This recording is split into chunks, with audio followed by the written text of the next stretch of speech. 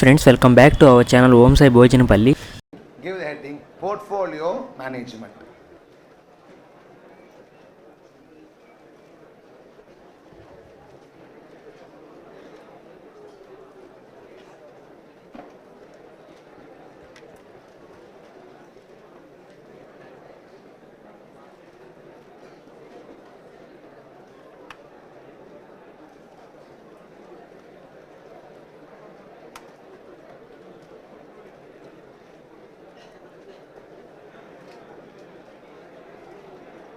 Okay, please.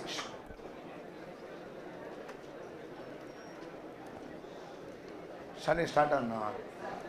Today we should at least complete the first stage, risk return profile, before I leave you. Okay? Now, please cooperate.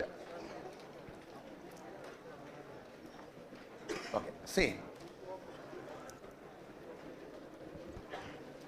Already said at the beginning of today's class, very important chapter. Every exam, surely question is being asked from the portfolio management. Please.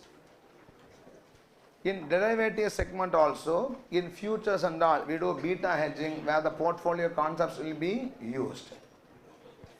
And CAPM is one of the very famous asset valuation model use. That's going to be used even in capital budgeting and other chapters.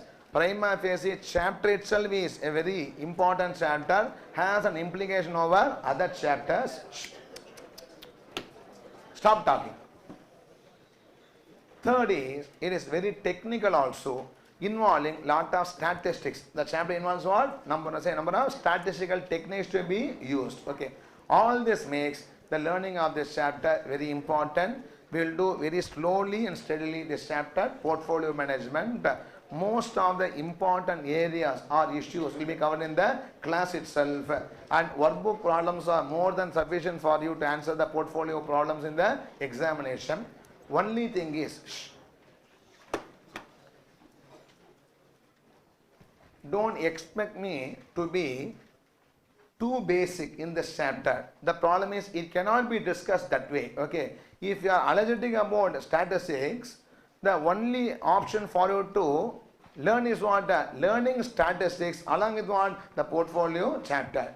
I will not do anything untaught. Okay, even if I have to calculate a small standard deviation, I'll tell you what it is, how to calculate. That will be done. Okay, I will not leave anything for a self preparation, but you should not be allergic to what? Numbers or formulas or understanding. Some formula derivation should be understood for understanding the chapter, and something should be regression analysis. What regression means? One should be what? Knowing it to understand sharp index model or CAPM to properly appreciate the problems and solutions.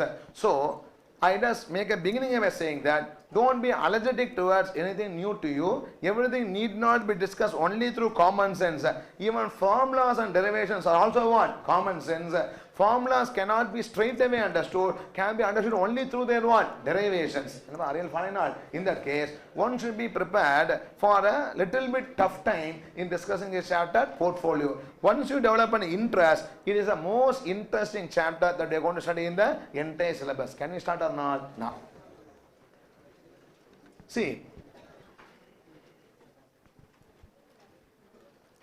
value of an asset, whether it is bond or equity share, anything which I discuss, I gave a definition. What is the definition? It is the present value of the future cash flows discounted at the required rate of return of the valuer. Yes or no? To value anything, we should know the discount rate or not. Yes, equity we discounted what? KE. Debt we discounted what? YTM and so on. Are you all following or not? In that case, any valuation process to complete, one should necessarily know the discount rate to use for valuation. Cash flows, anybody can estimate. Yeah. Cash flow is only a ground level operation where you send to so many places, collect there and estimate what? Cash flows. Discount rate determination is not a clerical activity. It is in fact what? A concept based activity. Everybody is or no? This chapter, portfolio management, is all about discovering discount rate. It's all about what? Discovering the discount rate. For any valuation, to value a TCS share, what should I use as what? The discount rate. To value an MTH share, what should I use as what? Discount rate. Any equity research firm should find out the discount rate for valuation. A proper discount rate selection is very inevitable. Yes or no? The chapter is going to mainly deal with what? The discovery of discount rate for valuation of an asset. Everybody following or not? Next. Discount rate is influenced by risk. More the risk an asset is, more return I want, hence more discount rate. Yes or no? I don't discount the Government of India bond and an equity share at the same discount rate. It is not. An equity share discount rate will be obviously what? Higher, and Government of India bond discount will be obviously what? Lower. In that case, discount rate, if I want to determine, I should be determining what? Risk of the asset. Yes or no? In this chapter, two things we are going to understand. First of all, what is risk? We are going to understand first what is what? Risk. How to measure the risk, one should be knowing. I can say this asset is risky and this asset is what? Not risky. If I say like that, I should say through number why it is risky, why it is not risky. Yes or no? I should first to know how to measure the risk. We should be having what? A measure of risk. So the first step in understanding risk is we should know how to measure that particular risk. Are you following? Second step is, once I measure the risk, foreign risk is 10%, this risk is what? 12%. Which is more risky? 10% or 12%? Okay, so every risk, for taking every risk, I want a return or not? How much return I should expect for a given level of risk taken, also I should know. I should know two things. Yeah. Number one is how to measure a risk. How to what? Measure risk. I know this is a risk measure. Okay. Once I measure the risk, for this risk taken, how much return I should ask, I should know or not. For some risk, I cannot ask abnormal return, nor should I ask what? A very low return. For any given level of risk, an investor should also know how much return you should be asking for taking that particular level of risk. Yes or no? This chapter teaches you how to measure risk and how to determine the required return for a given level of risk. Are you following what I am saying? The focus of the entire chapter is only this. Everybody following or for this, we have some very great theories to be discussed. Very intricate and complicated chapter will be discussing here. Are you following or not? Now, let's go back to the background. Number one, valuation of asset requires what? It requires what? Discount rate. Discount rate in turn is linked to what? Risk. When I say risk, I should know two things. One is what? How to measure the risk. Number two is how much return I should ask for the given level of risk taken. If for these two, if I get the answer, I found out the discount rate. Are you following what I am saying? So this chapter is all about discount rate discovery. Is a stage one introduction. Everybody following or not? Next. In this chapter, I am going to discuss this chapter in 5 legs. In how many legs here? 5 legs. 5 parts I am going to have in this particular chapter. Okay. Part 1. I give a name, risk return profile. I'll give a name called as what? Risk return profile, where we learn some basics about return and risk. This is going to be the building blocks for the chapter to follow. Are you following or not? So the first stage of the chapter is what? Risk return profile. Once we discuss this, we'll discuss 4 landmark theories. 4 what? Landmark theories in this area, portfolio management. One is Markowitz's portfolio theory, which came in the late 1950s. It is followed by 2 theories. One is Sharpe single index model and is Kaplan pricing model. Both theories are developed by a person called Sharpe, who is a student of what? Markowitz. So now we have 3 theories: Markowitz, Sharpe single index model and Kaplan pricing model are the first 3 theories we discussed. I think you are following now. Followed by a theory called as the arbitrage pricing theory, much more interesting. Is called as APT, developed by Ross. A person called as Ross. It is discussed called as arbitrage pricing theory. These are the 4 landmark theories we'll be discussing in this chapter, portfolio management, namely Markowitz theory, Sharpe single index model, Kaplan pricing model, arbitrage pricing theory. Okay. And one more theory we'll be discussing called as efficient market hypothesis. Whether share market or the market is efficient or inefficient. Based on that only, the previous theories can be proved right or what? Wrong. So we discuss an area called as what? Efficient market hypothesis. Current Nobel Prize has been awarded only for what? giving the opinion about whether markets are what? Efficient or inefficient. If you accept market as efficient, there are some funds called as index funds through which one can make what? Investments. If you dispute that, then we cannot make investment through what? The market prices. So whether market is efficient or inefficient is one more discussion. Will be discussed at the conclusion of this particular chapter. Everybody following on? So these are all the various segments in which that chapter is going to be dealt with. Tell me what are all the segments here? Basic is what? Risk return profile. Then we discuss about four theories: Markowitz, short single index model, capital asset pricing model, arbitrage pricing theory. Apart from these four, I have to dispute whether market is efficient or inefficient. It's a controversy in its both opinions. For both, Nobel Prize has been given. One proved what?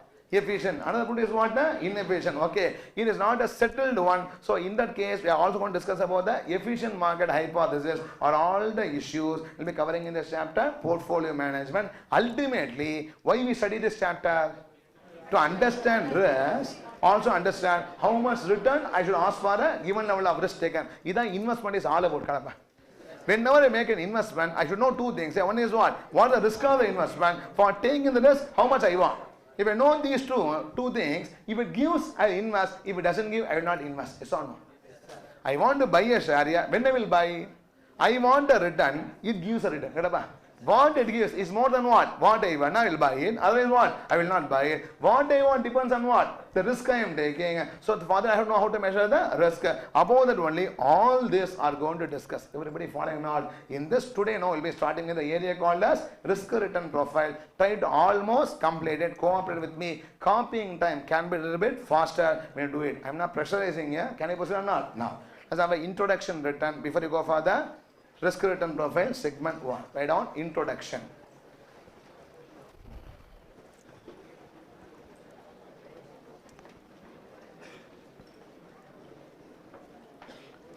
Point number 1, please.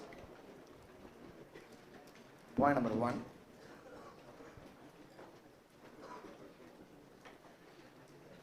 To value an asset, we require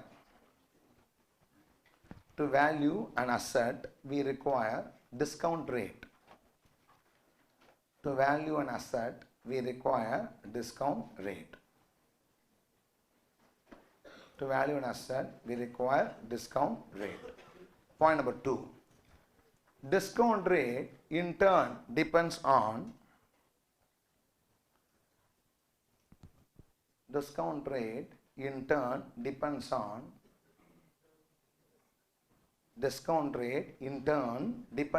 depends on what? Risk of the asset being valued.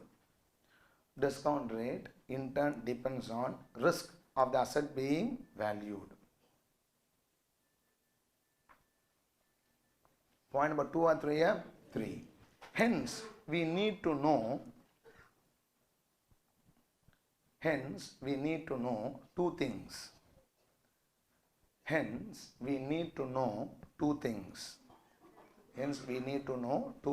Branch it into two. First branch, how to measure the risk.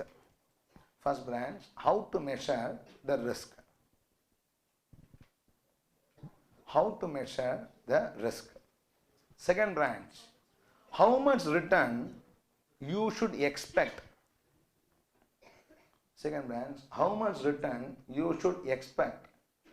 For a given level of risk taken. How much return you should expect for a given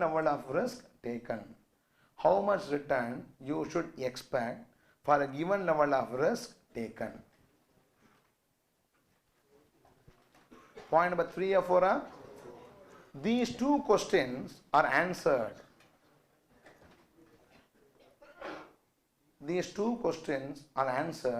Through this portfolio theories. These two questions are answered through this portfolio theories. In other words, the objective of this chapter The objective of this chapter is, in other words, the objective of this chapter is discount rate discovery. The objective of this chapter is, within quotes, right, discount rate discovery. The objective of this chapter is discount rate discovery. Following on now. Point 4 or 5? 5. This chapter will be discussed. This chapter will be discussed in 6 stages. This chapter will be discussed in 6 stages. I know 6, yeah? This chapter will be discussed in 6 stages. Last is a miscellaneous one, okay? This chapter will be discussed in 6 stages. Branch it into 6. Yeah. Branch it into 6. Yeah. One word, write it. Branch it into 6.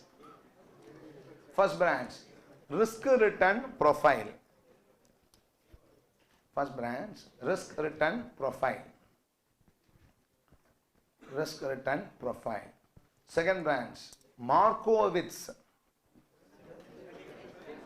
M-A-R-K-O W-I-T-C-Z. M-A-R-K-O-W-I-T-C-Z. The spelling is wrong. Don't ask me, it's not English spelling. He cannot pronounce my name. Yes or no? Same way I cannot do him. Yeah, okay, it is different. Okay. So Markowitz theory. Okay, right. Markowitz theory. Second branch is Markowitz theory. Third, capital asset pricing model. Third branch is capital asset pricing model. Capital asset pricing model. Fourth branch, sharp single index model. SHARPE, sharp single index model. Sharp single index model. Sharp single index model. Next, arbitrage pricing theory. Arbitrage. We are covering as arbitrage, same spelling. Arbitrage pricing theory. Arbitrage pricing theory. Last branch, efficient market hypothesis. Efficient market hypothesis. Efficient market hypothesis. Okay. Now let us start with the first stage. This is very important. With this only, the remaining chapter is going to be built around. Or you'll find out. So we should be very thorough with the first stage called as risk return profile. Okay. Now give the heading stage 1 risk return profile.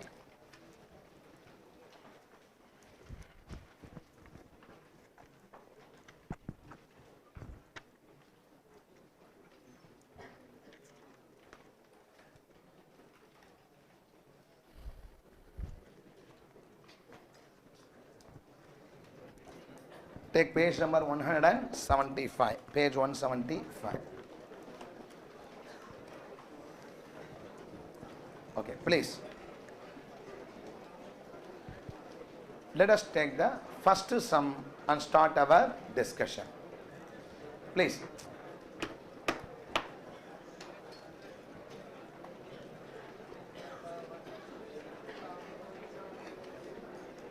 Ready? Can we start up? Now, after every stage discussion over, you don't start yours. Class will be over only at the appropriate break time. Yes or no? Now, please maintain silence. Take question number 1. Following is the return of 2 securities for the past 5 years. Calculate for each the expected return and risk. Security X. First year 6.6%, second year 5.6, third year -9, fourth year 12.6, fifth year 14. Same way they given for security Y. Okay. See, first let us understand what this return given are all about. We understand how they measure a return.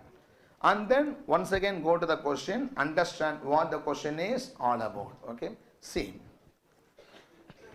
always from a security, I will express my return not in rupees but in what percentage.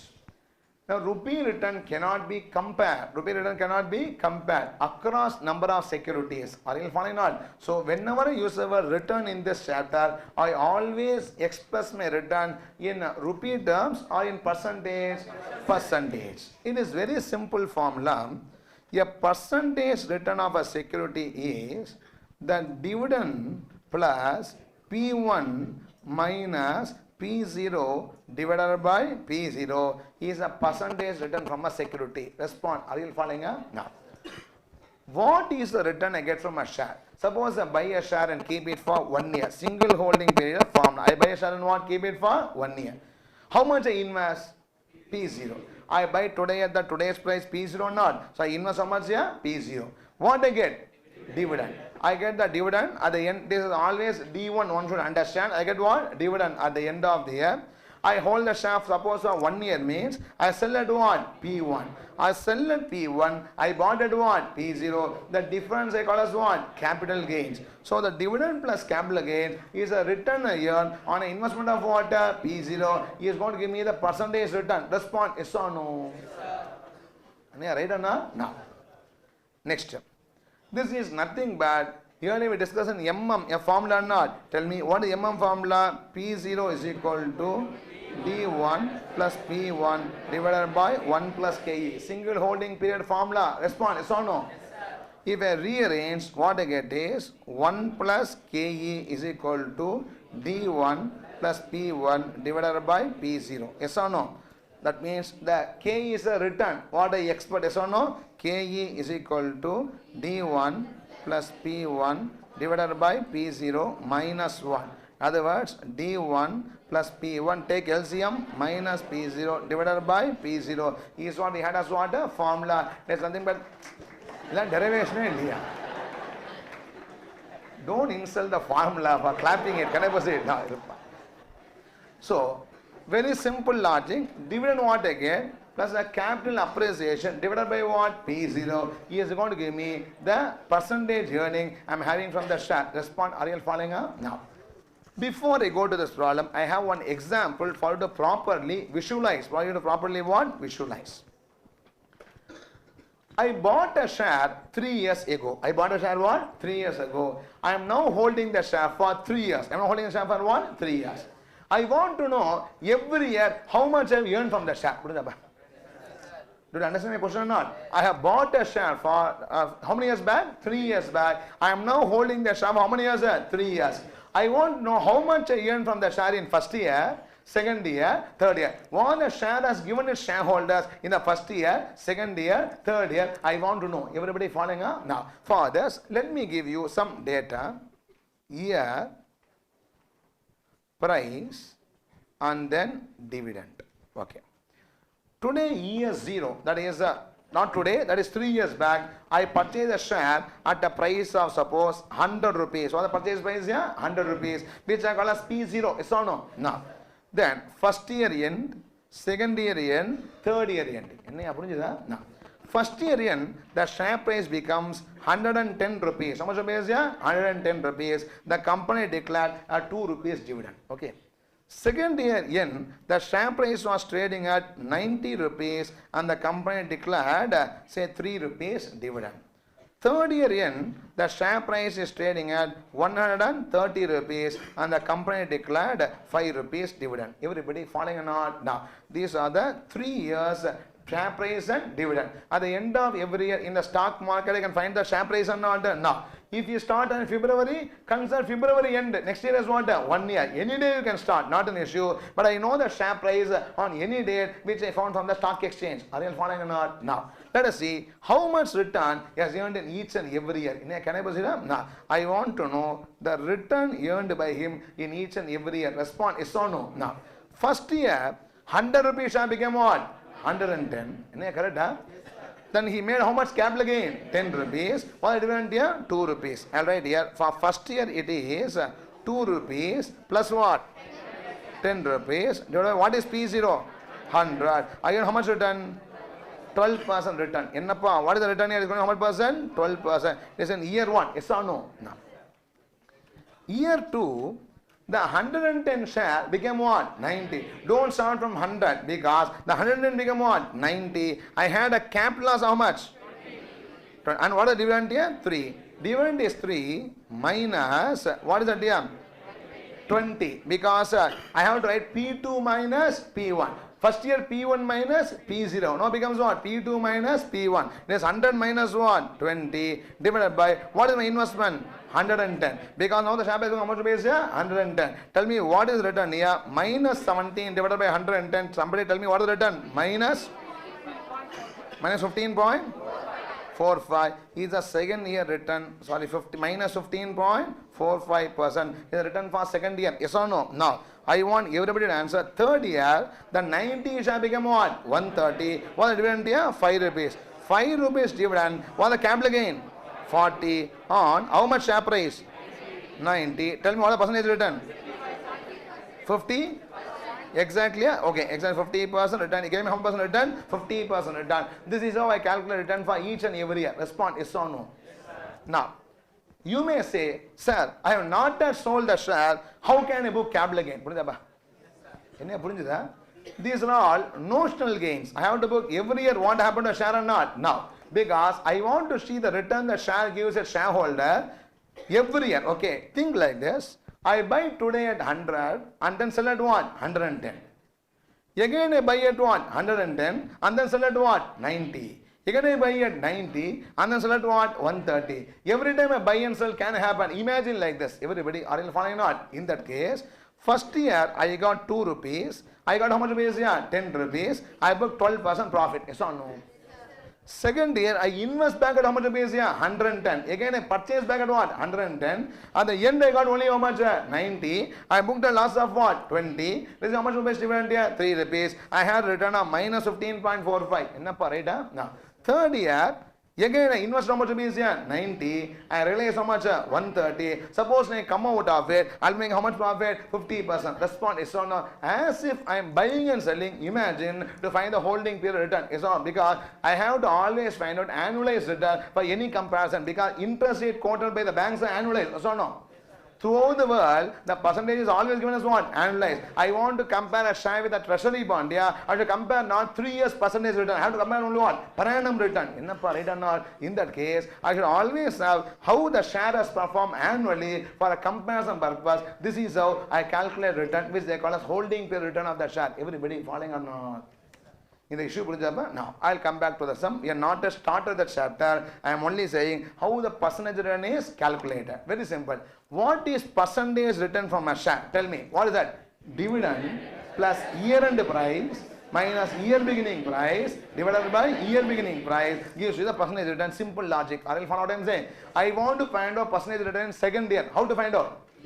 Dividend of second year plus second year end price minus second year beginning price. First year end price divided by what? First year end price or second year beginning price gives you what? The percentage return. Is what we call the holding period return calculation. Everybody, are you following or not? Okay. Now let's come back to the problem now. See. Can a share give negative return? Yes. Why? Because can give negative return here? There can be a capital law. The share price can fluctuate widely than any other instrument. Yes or no? It's always possible to have a bumper positive return as well as what? Negative return from the share. Okay. See.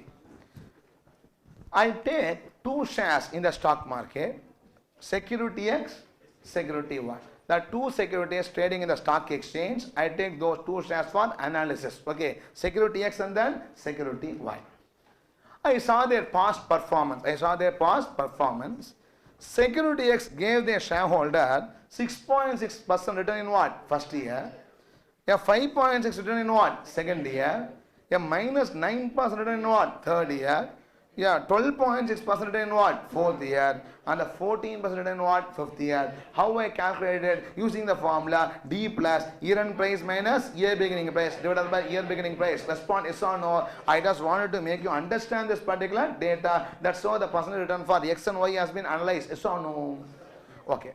I want to know about these 2 shares. My objective is I want to what? Know about these 2 shares. I can know about a share by seeing the past performance. One option, yes or no? Through past performance, these are all the returns the share has provided to its investors over the past 5-year period. Can I proceed or not? No. Let's take security X. Let's take what? Security X. How much return will I expect from this share? Is the next question.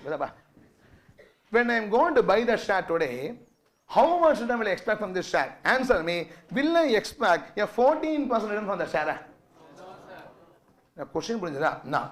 I have given you this data. This is the past history of the share. I just give you what that share's history. Okay.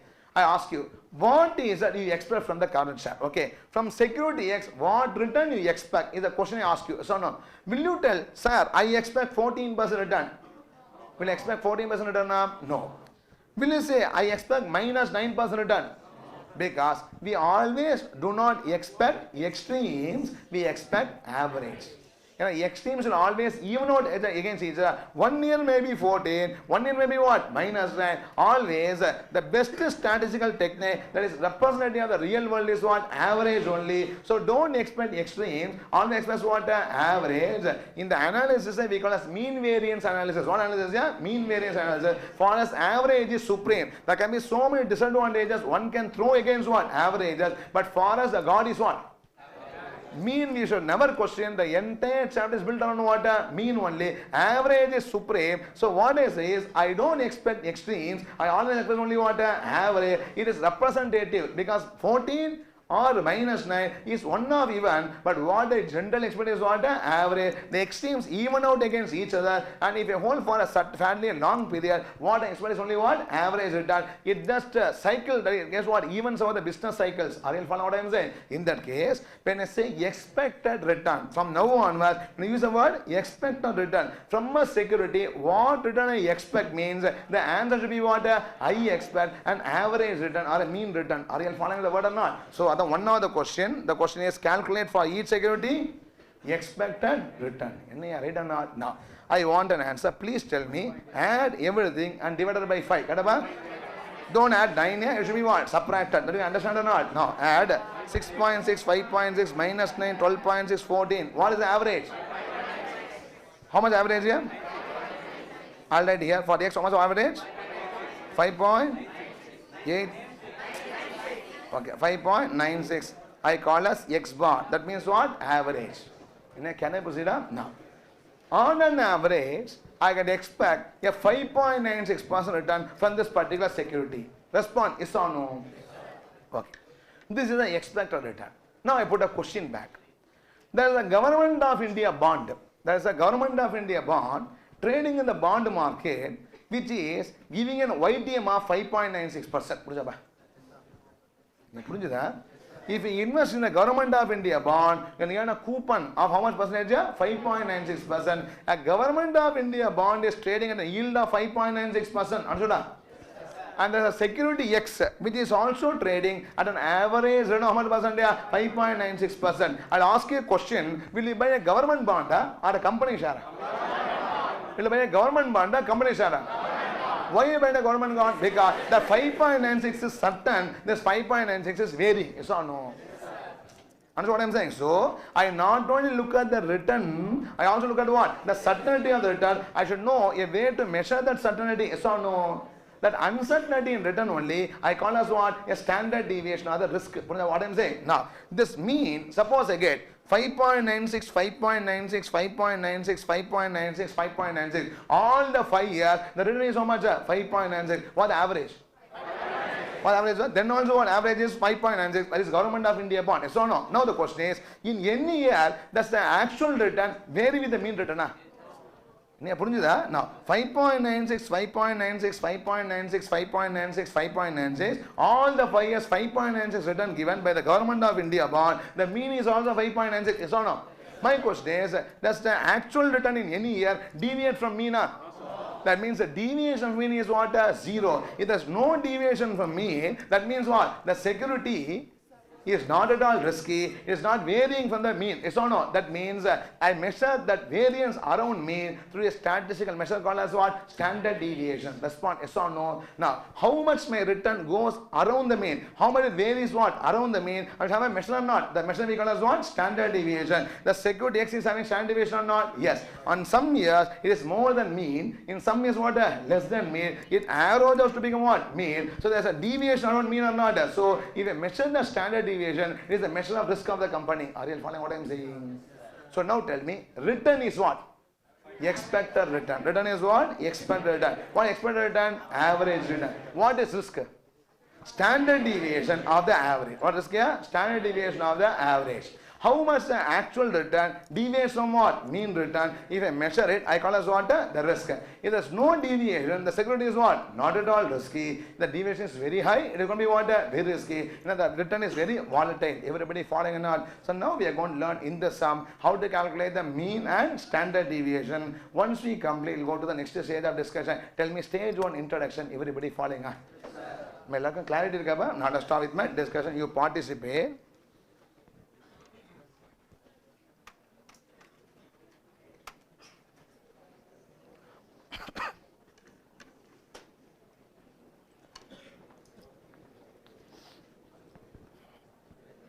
Okay, shall I proceed? Let's start with security X. All of you participate. Don't copy and don't sleep. Can I start or not? Now. Here, 1, 2, 3, 4, 5.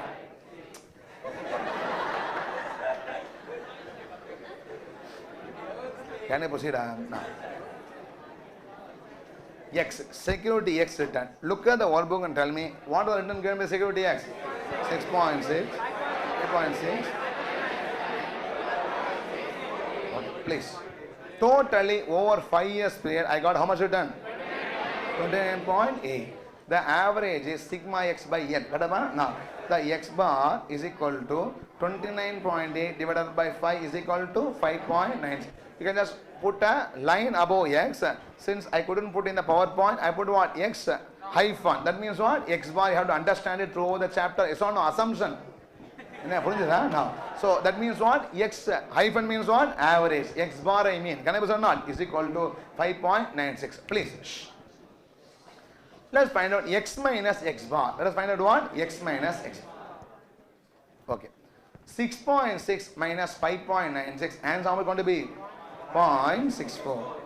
5.6 minus 5.96 minus 0.36. Minus 9 minus 5.96 minus 14.96. 12.6 minus 5.96 6.64. 14 minus 5.96 8.04. Don't add the deviation because summation of deviation will be 0. Then only I will call 5.96 as mean itself. Mean deviation is always what? 0. Deviation of mean is going to be 0. It is a wasteful exercise to add them. Are you following up? No. That is why what I do is, I don't add the deviation. What I do? I square it to remove the sign and then what? Add it and then take the square root back to find out standard deviation. Everybody following or not? So, to avoid the sign, what I do? I square it and then what? Add it and then take what? Square root. Take the deviation correctly. Are you following what I am saying? Now tell me. 0.64 x minus x bar the whole square. 0.64 the whole square gives you how much? 0.4096 minus 0.36 the whole square gives you what? 0.1296 minus 14.96 the whole square gives you what? 223.8016. 6.64 square gives you 44.0896. 8.04 square gives you what? 64.6416. Please. I am hearing some voices. Please settle down. Can I proceed? Now. So, the first column is, this column is x and this column is what? X minus x bar. When I square get what? X minus x bar the whole square. Can I proceed up? Now. Tell me. If I total all this, I get sigma x minus x bar the whole square. That sigma means what? Summation. Okay. So if I total I'm getting sigma x minus x bar the whole square, the number is 333.0720. 333.0720. Everybody following or not? No. My aim is now find out standard deviation. To find out what? Standard deviation. The formula for standard deviation is sigma x is equal to, this indicates what? Standard deviation. We call it as what? Sigma. Sigma x is equal to square root of sigma x minus x bar the whole square divided by n. Divided by what? N. This is also spoken as sigma. This is also spoken as what? Sigma. This sigma indicates what? Summation. This indicates what? Standard deviation. By writing, understand it. Everybody following or not? Now. So standard deviation of x is equal to sigma x minus x power the whole square divided by n. Without square root, I call as variance. With square root, I call as what? Standard deviation. Enna right or not? Now. In that process, can I proceed or not? Now. See.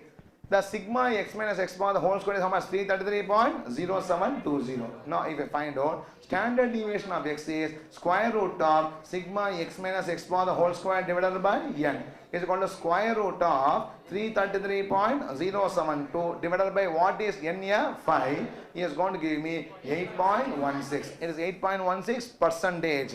If the mean is in percentage, standard also will be in what? Percentage. Mean in kgs, sigma also will be in what? Kgs. For example, the average weight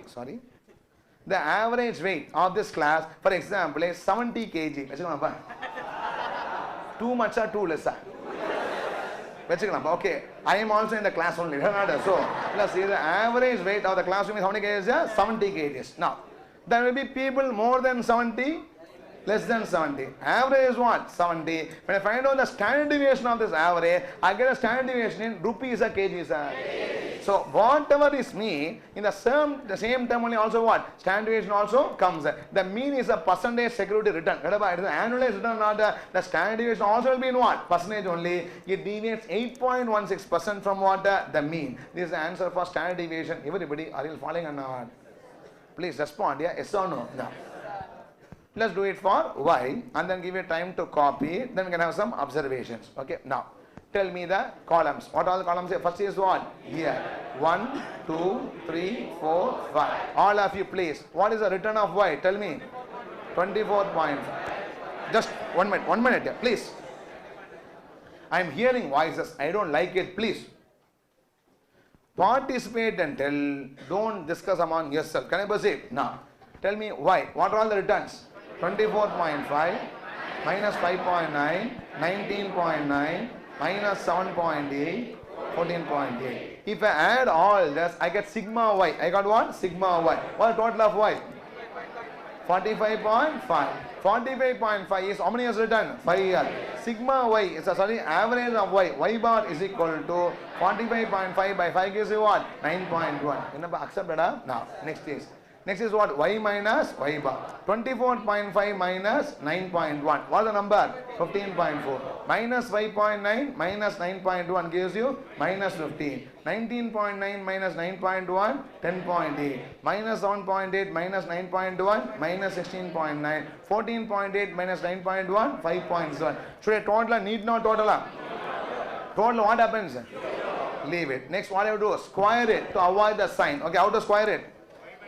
Y minus y bar the whole square. 15.4 the whole square. 237.16 minus 15 square. 225. 10.8 the whole square. 116.64. 16.9 minus 16 the whole square. 285.61. 5.7 the whole square. 32.49. Response is or no? If I total, tell me the name of the total. Total is called as what? Sigma y minus y bar the whole square. Yes, 896.90. This is the variance of 1 year or 5 years or 5 years. If I divide by 5, I get the annual variance. Yes or no? If I take square root, I get what? Standard deviation. Right or not? Now. So the standard deviation of y is equal to sigma y minus y bar the whole square divided by n, which is equal to sigma 896.5 divided by 5, which is equal to 13.39%. Is answer for the security y. Response is or no? Up to this, let us copy before we go for the further interpretation. Right or not? No. So I think written up to introduction now. No. Let us copy the sum and then write the notes. Okay, write down. Question number 1.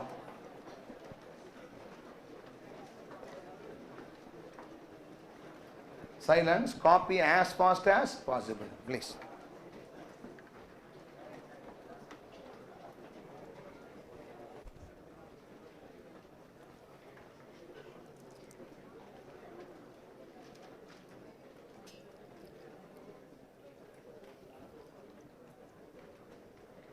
Stop talking, please.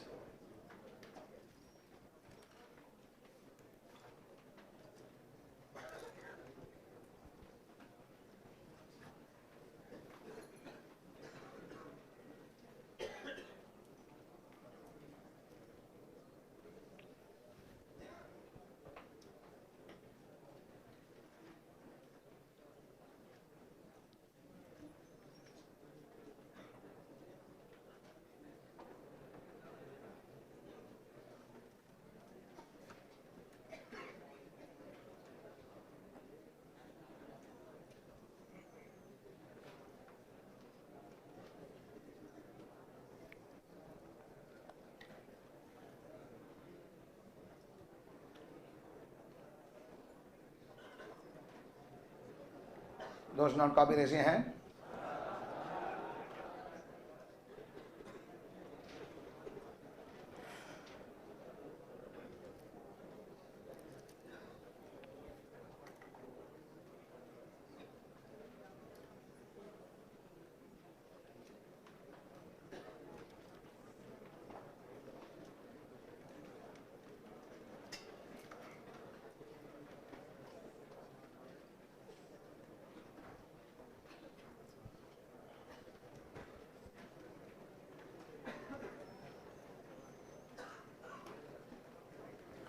Stop talking, please.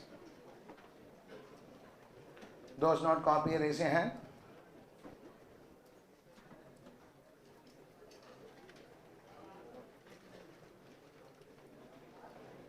Last line mean, calculate yourself. 29.8 divided by 5, 5.96. You should have written the last line earlier here, then only x minus x bar could have been calculated, right or not? No.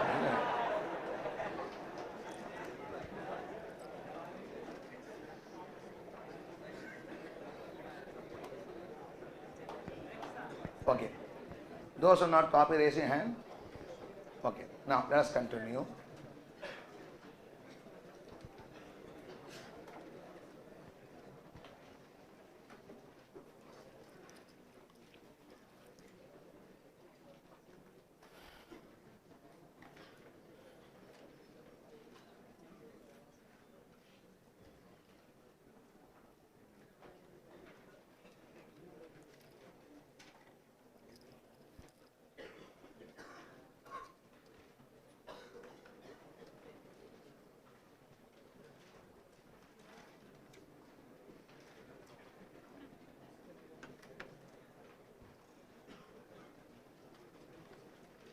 Finished, huh?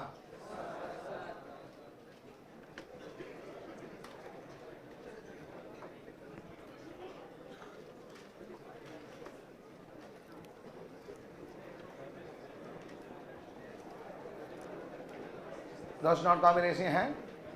Those who have not copy, raise your hand. Can I proceed? Next. Security Y. Fast, please.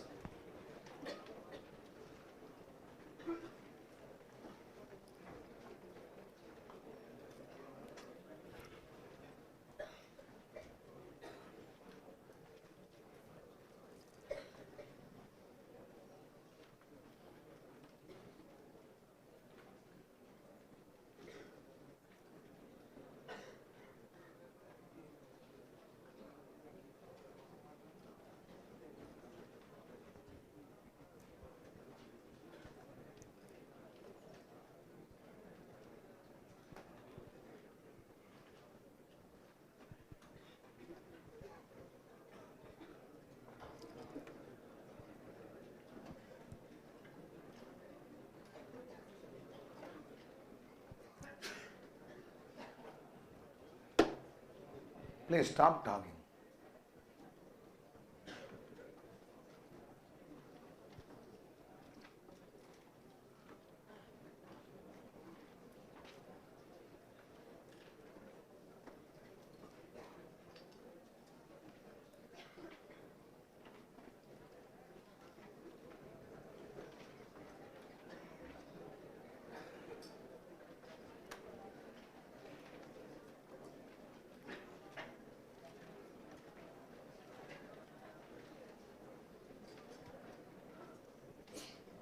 Those who have not copied, raise your hand.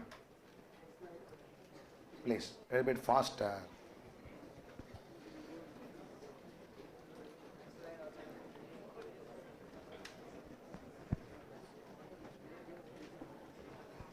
Can I proceed?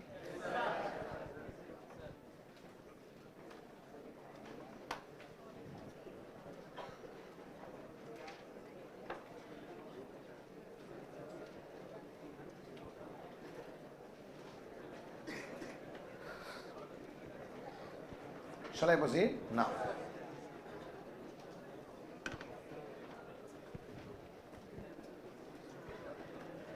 Stop talking.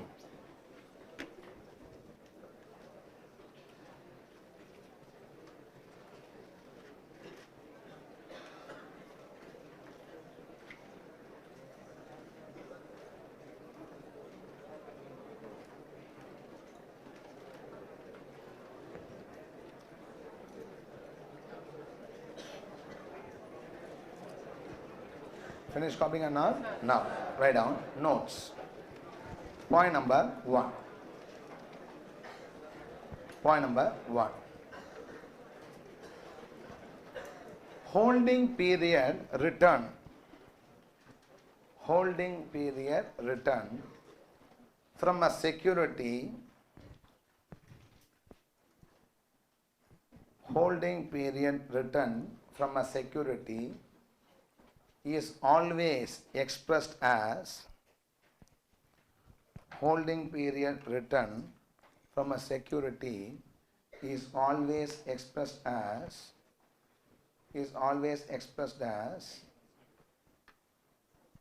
a percentage, is always expressed as a percentage. It is calculated as follows.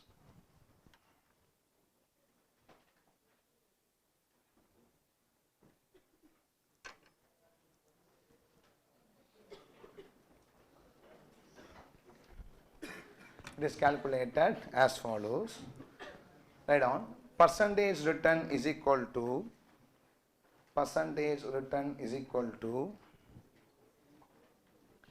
year end, that is dividend plus year end price minus year beginning price, dividend plus year end price minus year beginning price divided by year beginning price. Percentage return is equal to dividend plus year end price minus year beginning price divided by year end price. Divided by year beginning price. Point number 2. Point number 2. Okay, write down. Point number 2.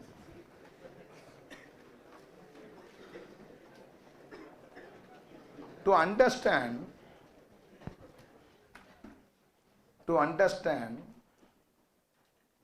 about a security,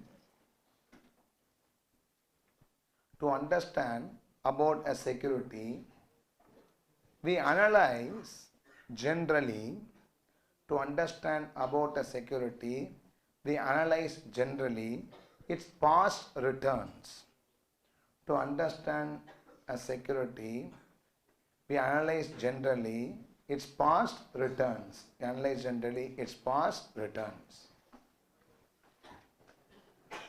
And we expect from that security in future,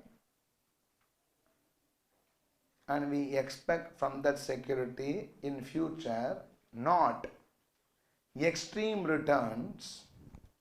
We expect from that security in future not extreme returns, but what?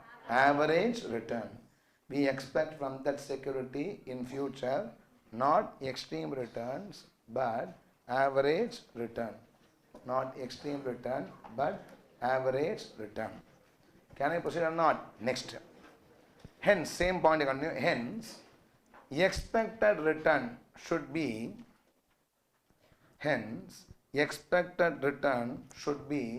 interpreted as.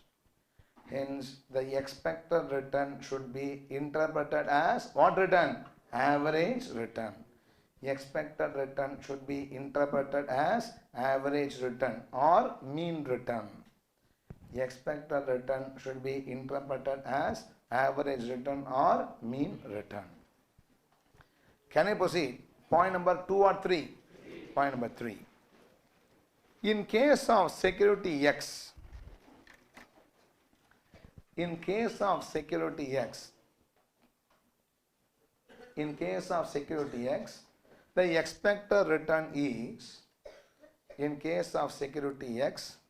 the expected return is, tell me how much? 5.96%. In case of security X, the expected return is 5.96%. Is this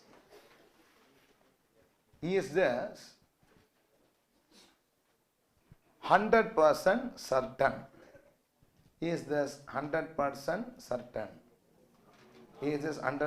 certain? Question mark. Tell me yes or no. Write down no, because because some years it was higher.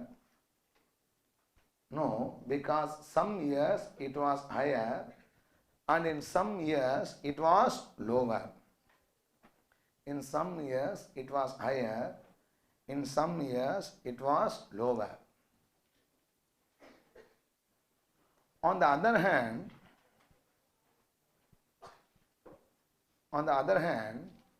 if there is a GOI bond, GOI means what? Government of India. On the other hand, if there was a GOI bond giving, if there is a Government of India bond giving 5.96% return, if there was a Government of India bond giving 5.96% return for past 5 years, giving 5.96% return for the past 5 years, that return is certain. That return is certain because the actual does not deviate from. Because the actual does not deviate from. The actual does not deviate from mean. The actual does not deviate from mean. Mean also 5.96. Every also is what? 5.9 means the actual does not deviate from mean. Point number 3 or 4. Thus, the uncertainty in return,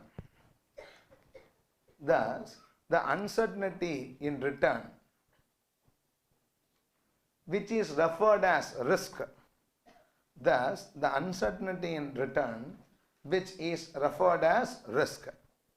which is referred as risk, is measured through,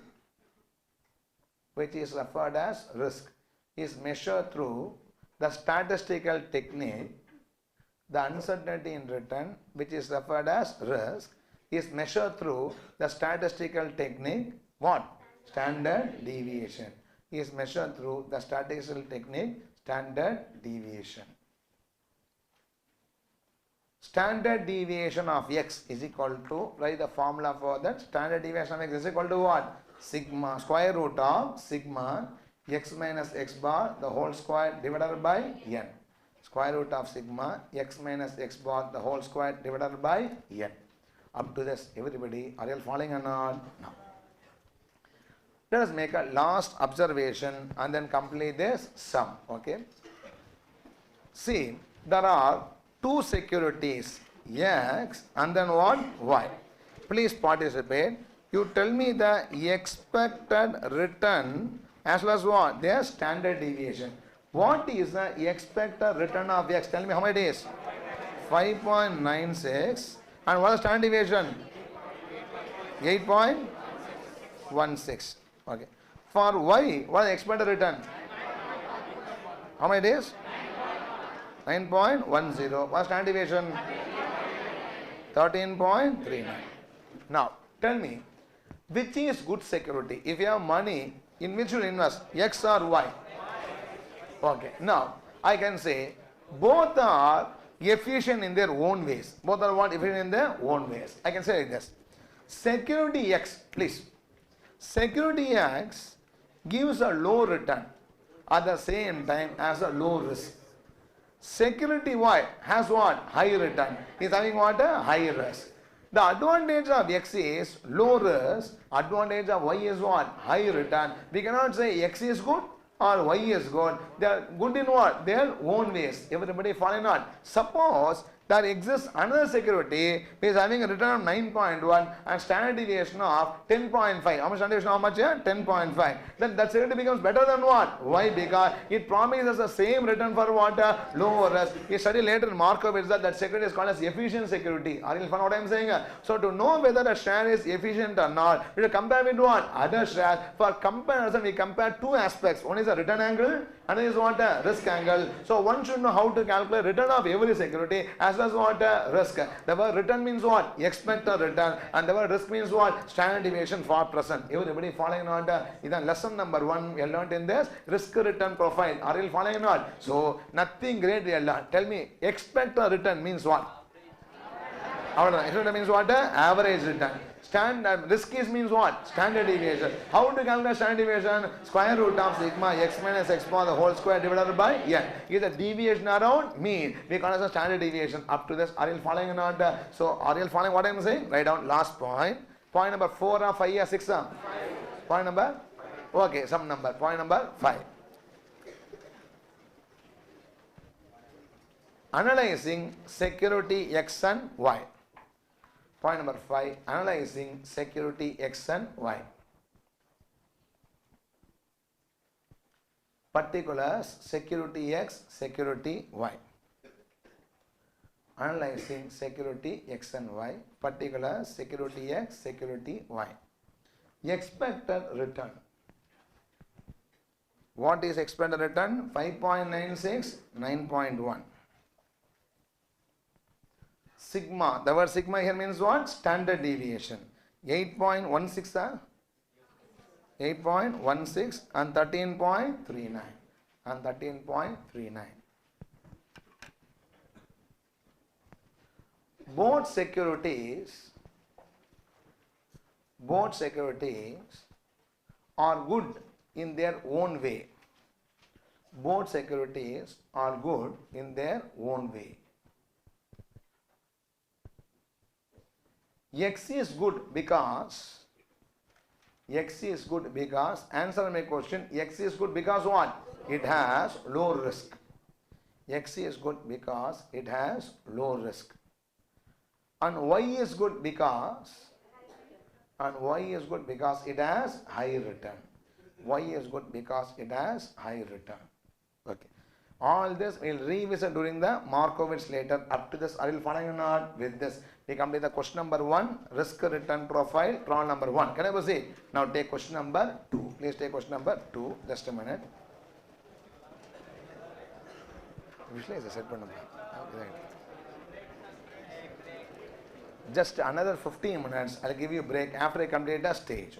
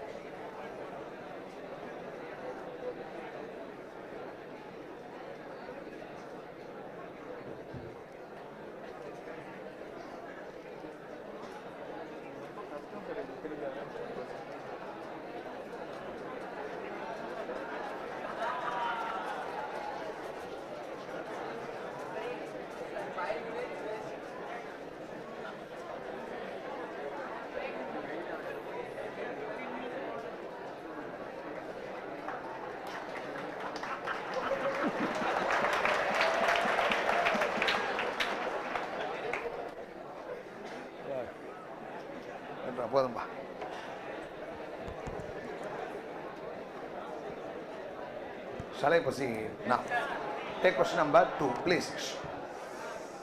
Now only 12:20. Always don't ask break. Let us have at least a 2.5 hour session. Yeah, correct? Now, take question number 2. No adjustment for AC. Wait for another 10 minutes. Can I proceed? Now, take question number 2. Please don't talk. Following forecast. Stop talk, please.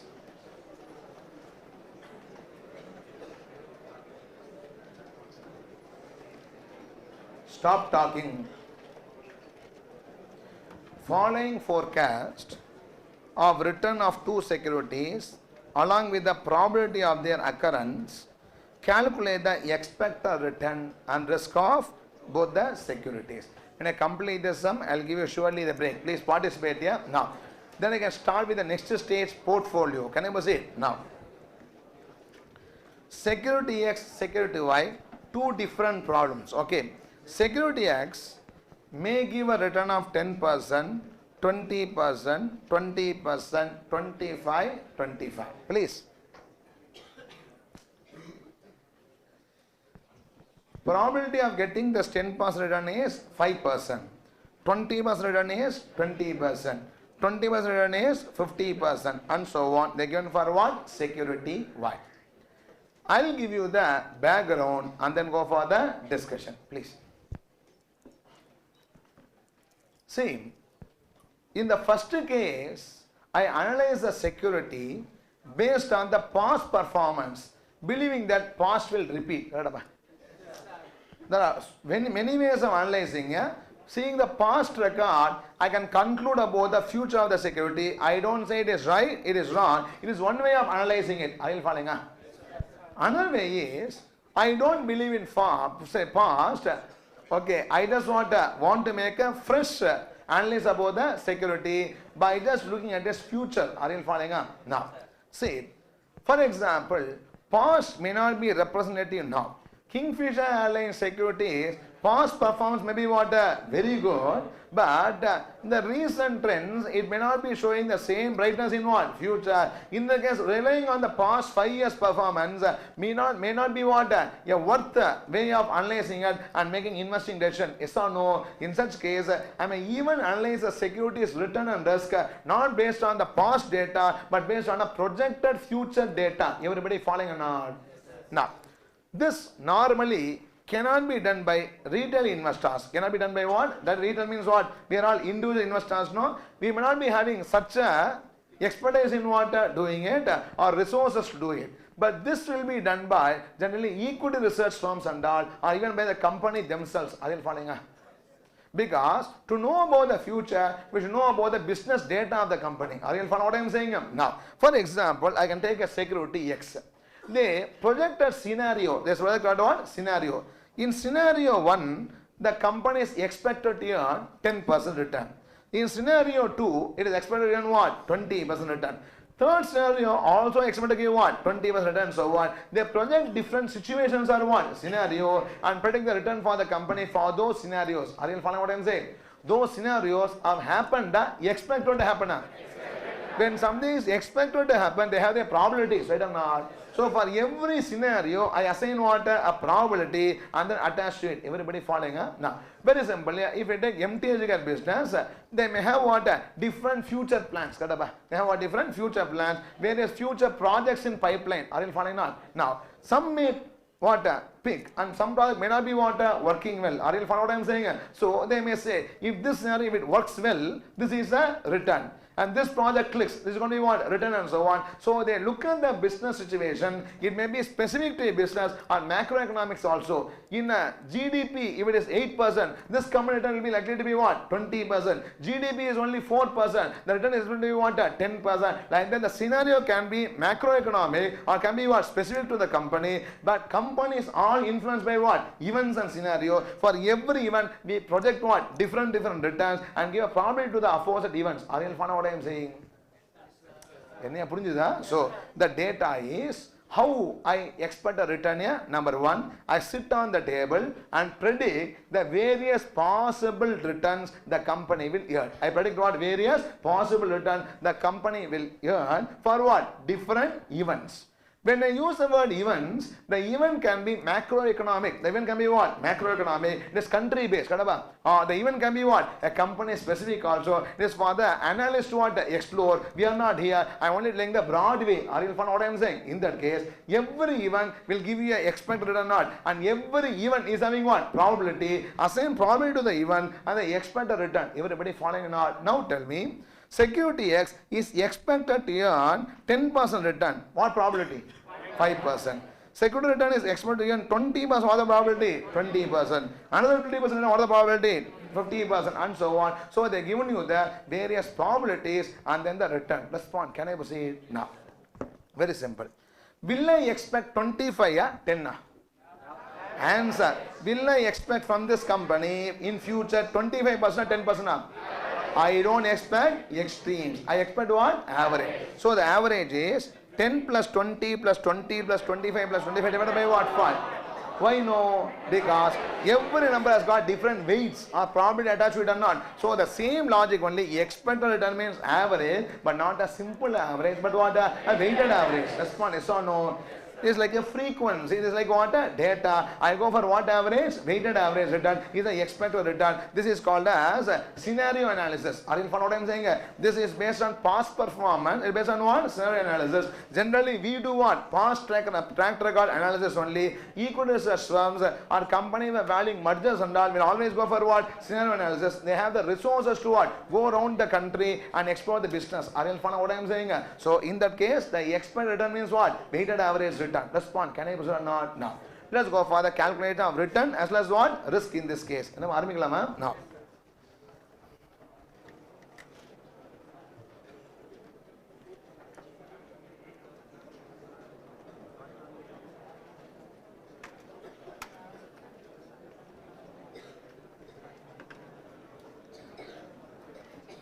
Okay, shall I proceed? Now.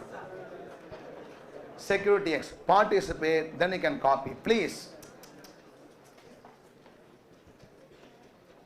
Probability 5%, 20%, 50%, 20%, 5%. Always probability total should be 1. It considers all the mutually exclusive events. Can I proceed? Now. Security X is expected to give how much return? 10%, 20, 20, 25, 25. Can I? Don't add it here. Can I say? So now this is going to be the return and then what? Probability.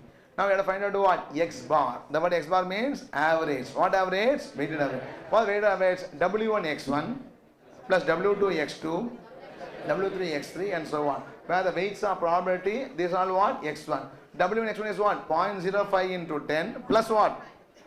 0.2 into 20 plus 0.5 into 20 plus 0.2 into 25 plus 0.05 into 25. W1 X1 plus W2 X2 plus W3 X3 plus W4 X4 plus W5 X5. Seeing the arrow mark or not? Now, whole divided by W1 plus W2 plus W3 plus W4 plus W5. Yes or no? Tell me what the total of probability? 1. If the weights are probability, you need not divide by the weights because the weight total will be always 1. 1 or 100%. Ennappa, right or not? So now simply tell me what the security expected return here? 0.05 into 10 plus 0.2 into 20 and so on. You find out X bar is equal to 20.75. Everybody, right or not? Will I expect a return of 10% or 25%? No. I on an average expect how much return? 20.75 is a mean return or average return. Respond yes or no? Should I repeat? Can I proceed? Okay, please. I am hearing some noises or disturbances. Please listen silently. Can I proceed? Now, next. Now, always I am hearing average. Because I am also deviating from what? Mean. I will find out X minus X bar or not. Tell me X minus X bar. 10 minus 20.75. Respond. How much is that? Minus 10.75. 20 minus 20.75 minus 0.75. Next is what? Minus 0.75. Next is 4.25. Next is 4.25. This is X minus X bar. I think you are all following or not? Okay. Next. If we add the X minus X bar, what is the total? It will not be 0. It will not be what? 0. The total will be 0 if I multiply with the probability. For example, 0.05 into minus 10.75 plus what? 0.20 into minus 0.75 plus 0.5 into minus 0.75 plus 0.20 into 4.25 plus 0.05 into what? 4.5. If you do that, I'll be getting what? 0. The weighted deviation from mean will be what? 0. Not deviation from mean because the deviation also has got a probability. Right or not? Should I repeat? I am now not getting grip over the class myself. Okay, tell me, those who want to repeat, raise your hand. Okay, at least few person honest here. I'll repeat once again. See. Okay, others are also honest. Please don't sidetrack me once again. Lot of disturbance coming again and again. Okay. Joke should be there in class here. Class should not be a joke. Give me some time to teach. Okay, Sunday holiday. Okay, don't come here to enjoy. Can I say? No. Very simple. Earlier, I took the average as a simple average. One thing, I will not expect from security X 25% return, nor expect what? 10%. On an average, I expect what? Average return. I cannot say average is 10 plus 20 plus 20 plus 25 plus 25 divided by 5. Why cannot I say? Because the weights are what? Different for every return. The probability is different. So when I use the word average, I use what word? Weighted average. Point number 1. Accept or not? What is weighted average? W1 x1 plus W2 x2 plus W3 x3 etc. divided by what? W1 plus W2 plus W3. Yes or no? Where the weights are probabilities and these are x1, x2, x3. Right or not? So 0.05 into 10 plus 0.2 into 20, 0.5 into 20, 0.2 into 25, 0.05 into 25. Numerator. Yes or no? Divided by what the total of the probability? 1 will give you 20.75. Accepted or not? Now, this is what return? What return here? Weighted average or mean return. The actual return is same as mean return or no? It deviates from mean. 10% deviated from mean by how much percent? Minus 10.75 and so on. I wrote x minus x bar, which I call as mean deviation, which I call as what? Mean deviation. In the previous sum I said deviation around mean, if I total, the total will be what? 0. Here I say that the deviation will not be what? 0, because I am having a different weights. How the return can have a weight, the deviation also has got what? Same weight. I say deviation from mean is not 0, but weighted deviation from mean is what? 0. What is weighted deviation? 0.05 into minus 10.75 plus 0.20 into minus 0.75. If I add the weighted deviation, the number will be 0. It should be 0. Everybody following? Now. Next is I have to find out the standard deviation or not. Now, so what is standard deviation is I have to square it. I have to what? Square it. What we did earlier? X minus x power the whole square. Why is squared? To remove the sign. Since the deviation from mean is negative, I squared to find out the squared deviation from mean.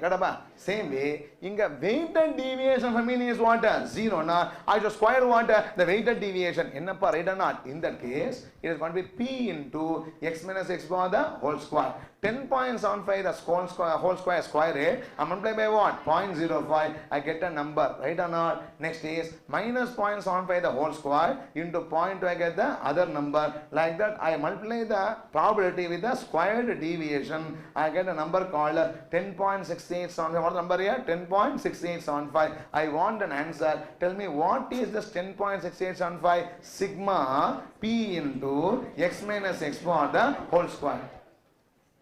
Correct? Sigma p into x minus x power the whole square. Now the word standard deviation of x is sigma x is equal to square root of sigma p into x minus x power the whole square, which is nothing but square root of 10.6875. The deviation is 3.27%. So one should find out the standard deviation when probabilities are given. Very simple here. I have done two sums. One without probability, other one with probability. Now tell me, without probability, what is the formula for standard deviation? Square root of sigma x minus x power the whole square divided by n. With probability, what is standard deviation formula? Square root of sigma p into x minus x power the whole square. Don't say divided by n. That's p. Yes, on the contrary, what? P into say x minus x power the whole square. Square root gives you what? The standard deviation. Respond. Are you following or not? Now, very simple here. In the earlier formula, for everything p is same. The earlier problem, first year, second year, third year, fourth year, fifth year, all the 5 years, the expectation is what? Same. The probability is 0.2. So I can take the 1 by n common outside or not. Since I could not take common outside, I multiply by what? Respective probability for respective return. That's all. Everybody following on. If you don't understand the number, leave it here. By heart the formula, I have to use it elsewhere. Right or not? Tell me first. What is return of a security? Without probability, what is return of the security? Average return. What average? Simple average. With probability, what is return of the security? Weighted average return. Expected return is weighted average return. Over. What is risk of the security? Standard deviation. Without probability, what is standard deviation? Sigma, square root of sigma x minus x power the whole square divided by n. With probability, what is standard deviation? Square root of sigma p into x minus x power the whole square. Ennappa, right or not? No. Just for the sake of confirmation, please quickly tell me for security y. All of you tell me. Probability. Please tell me the probability. 0.05, 0.25, 0.40, 0.25, 0.05. All of you participate. Tell me what is the return for the various probabilities. 18%, 12%, 28, 28, 38. Now, I have to find out mean or not. Tell me how to find out here. 0.05 into 18 plus 0.25 into 12 plus 0.40 into 28 plus 0.25 into 28 plus 0.05 into 38 whole divided by the total of property is going to be what? 1. Leave it. So, I am going to get y bar is equal to how much? 24. I think I am getting it or not? Now, next is. Next, I have to find out next what is the number here? Y minus y bar. What is y minus y bar? 18 minus 24 minus 6. 12 minus 24 minus 12. 28 minus 24 4. 28 minus 24 4. 38 minus 24 14. Yes or no? Is the deviation total 0? What all is 0? Weighted deviation will be 0. Right or not? Now, I have to square the deviation and multiply by what? The probability. Weighted deviation square. It is p into y minus y bar the whole square. Tell me 36. 6 squared is what? 36. Into 0.05 gives you 1.8. 12 squared is what? 144. Into 0.25 gives you 36. 4 squared is what? 16. Into 0.4 gives you 6.4. 4 squared is what? 16. Into 0.25 gives you 4. 14 squared into 0.05 gives you 9.8. Can I add it or not? Yes. The total is 58. I want you to tell me in statistical notation, what is that 58? Sigma p into y minus y bar the whole square. If I take what? Square root, I get what? Standard deviation. Yes or no? Now the standard deviation is square root of sigma p into y minus y bar the whole square is square root of 58. I get a number 7.62. Everybody respond yes or no? So the word expected return means mean and risk means what? Variance or standard deviation around mean is a risk return profile. Everybody, are you following or not? For single security, please copy this quickly. Security X and security Y, please copy this quickly.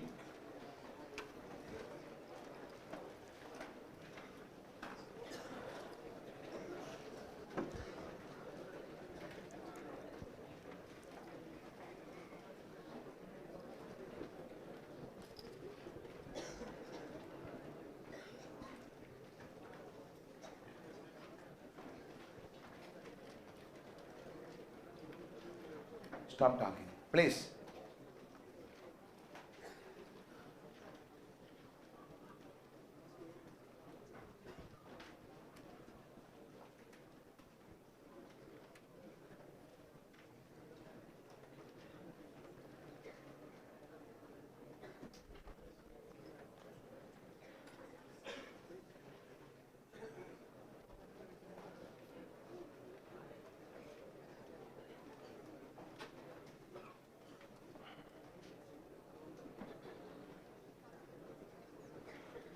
Finish, huh?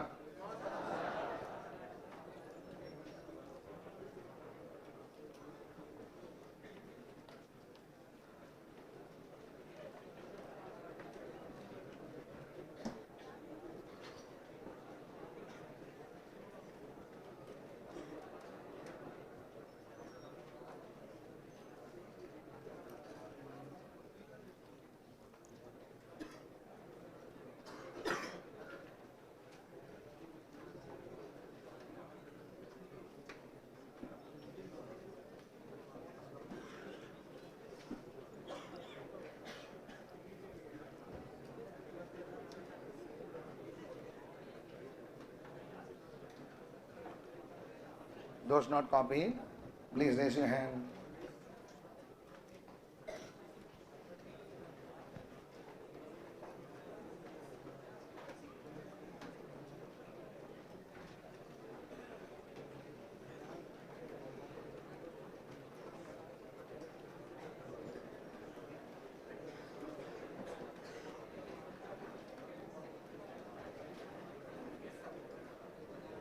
Finished, huh? Please.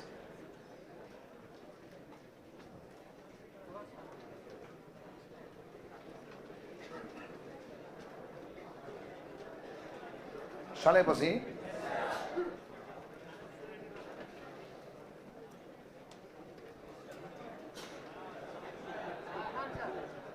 Those who have not copied, please raise your hand.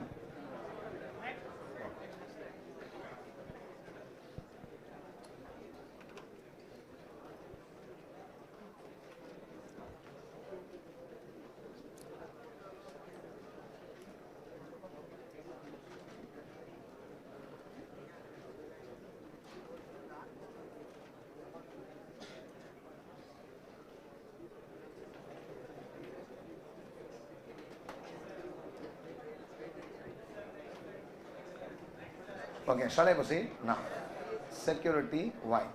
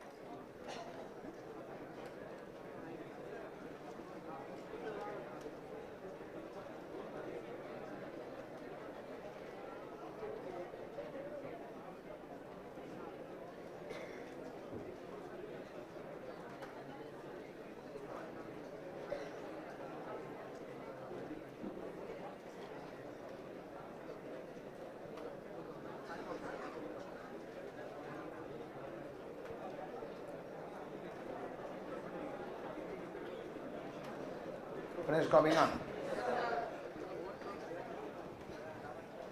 Those who have not copied, raise your hand. Shall I proceed? Now.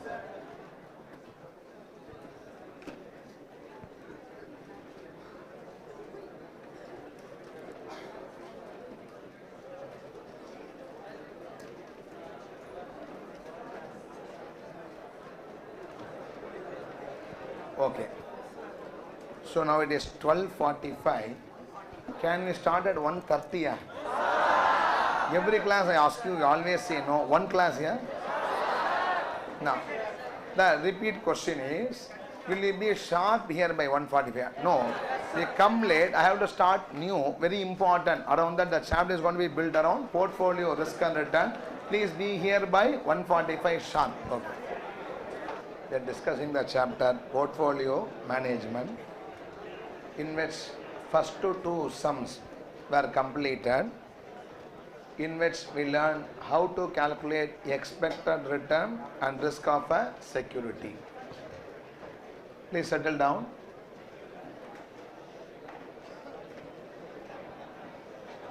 Understand, just another 1 hour 15 minutes only left.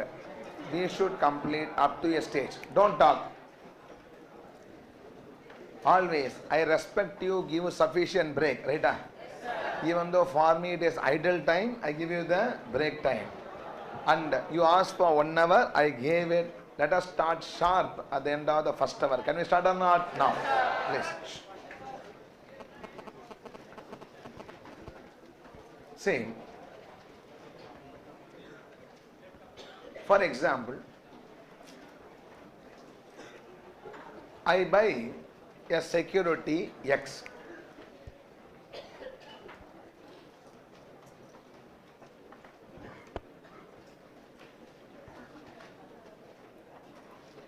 See, I am saying a little bit seriously, first class and all, how we had discipline, that is slowly reducing. One thing, the problem is flow of the lecture gets affected.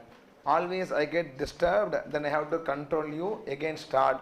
It will drag the syllabus as well as portion. Clarity also may not be there when you just understand things, the two difficult areas. Once the lecture starts, please ensure that you maintain silence, you are focused. Can I start or not? Now. In first question, we analyze a security X. Tell me that security X expected to give how much return for me? 5.96. Just revising it. He expected to give 5.96. So I said, when I buy this security, I expect to earn 5.96. Then you put the counter question. Are you sure about the expectation? Is that 5.96 always true? I said it is not so. The actual return can deviate 8.91% around the mean, which we call as what? Standard deviation. So the return is called as expected return and the risk is measured by standard deviation. So after the say break, people ask, sir, why you call standard deviation as what? Risk. I don't understand how to interpret the word standard deviation. Forget about this security. I come back to the first example. Suppose we take the average weight of this class. Okay. Say the average weight is 70 kgs. How many kgs? 70 kgs. Now, you put the question, is everybody's weight 70 kgs? No. Some are more than 70, some are less than 70. The average was 70. Please.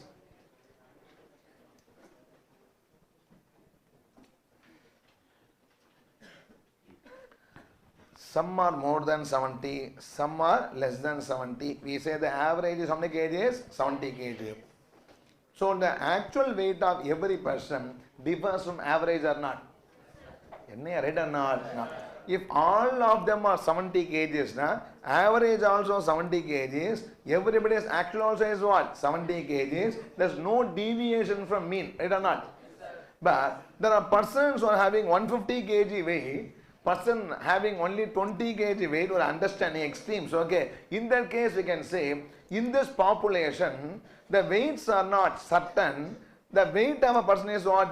Very much varying. It may be between 140 to what? 20 also. Then we can say the data is what? Varying. Are you following what I am saying?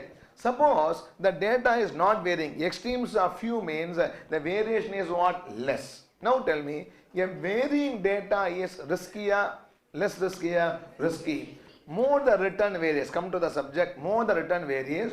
Suppose I get a 5.96 by touching a peak of 14, also having a bottom of what? -9. Next year what I am going to get? Nobody can estimate accurately. Are you following what I am saying? Because 5.96 I can expect, but the deviation is what? Very high. So the standard deviation means how much the actual data varies around what? Mean. We call as standard deviation. More the variation, then the number is not stable. The number is what? Fluctuating. Then the number is very risky. Are you following what I am saying? Is the meaning of the word standard deviation. Ennappa respond? Yes or no? Now, I think I explained the meaning of standard deviation then also. No further. Let us consolidate. I analyze a security. About a security, about an investment, I want to know two things. What is a return the investment will give me and how certain is the return? Yes or no? And one is called as expected return, another is called as risk. Expected return is what? Average return. Risk is what? Standard deviation. This average can be simple average or weighted average. No probability, simple average. With probability, weighted average. Standard deviation formula is square root of sigma x minus x bar the whole square divided by n. If we have probability, square root of sigma p into x minus x bar the whole square is what we have discussed in this chapter till now. Very simple basic discussion. Can I proceed or not? No. See, a person need not put all his money in one security. Suppose I have 100 rupees, I can put 60 rupees in security X and 40 rupees in security Y. A person can make investment in more than one security or more than one asset. Right or not? In that case, he is said to be having a portfolio of assets. Let me have what? A portfolio of assets. The word portfolio means group of assets. The word portfolio means what? Group of assets. A person invests in more than one asset or more than one security. He is said to be holding what? Portfolio of securities or assets. How a investment can have a return and risk. How a single security can have what? Return and risk. The portfolio also can have a return and risk. Yes or no? Which we call as portfolio return. Which we call as what? Portfolio risk. That is going to be the first main issue we are going to discuss in this chapter. Everybody following or not? So now, till now in question number 1 and 2, we learned how to calculate return of a single security. Now I am going to tell you how to calculate return risk of a portfolio of securities. He is going to be discussed in question number 3. A long introduction discussion will be there in that particular problem. Once we cross that, another 4 or 5 problems can be done in no time. Everybody, can we start or not? Now, please take question number 3. Please take question number 3.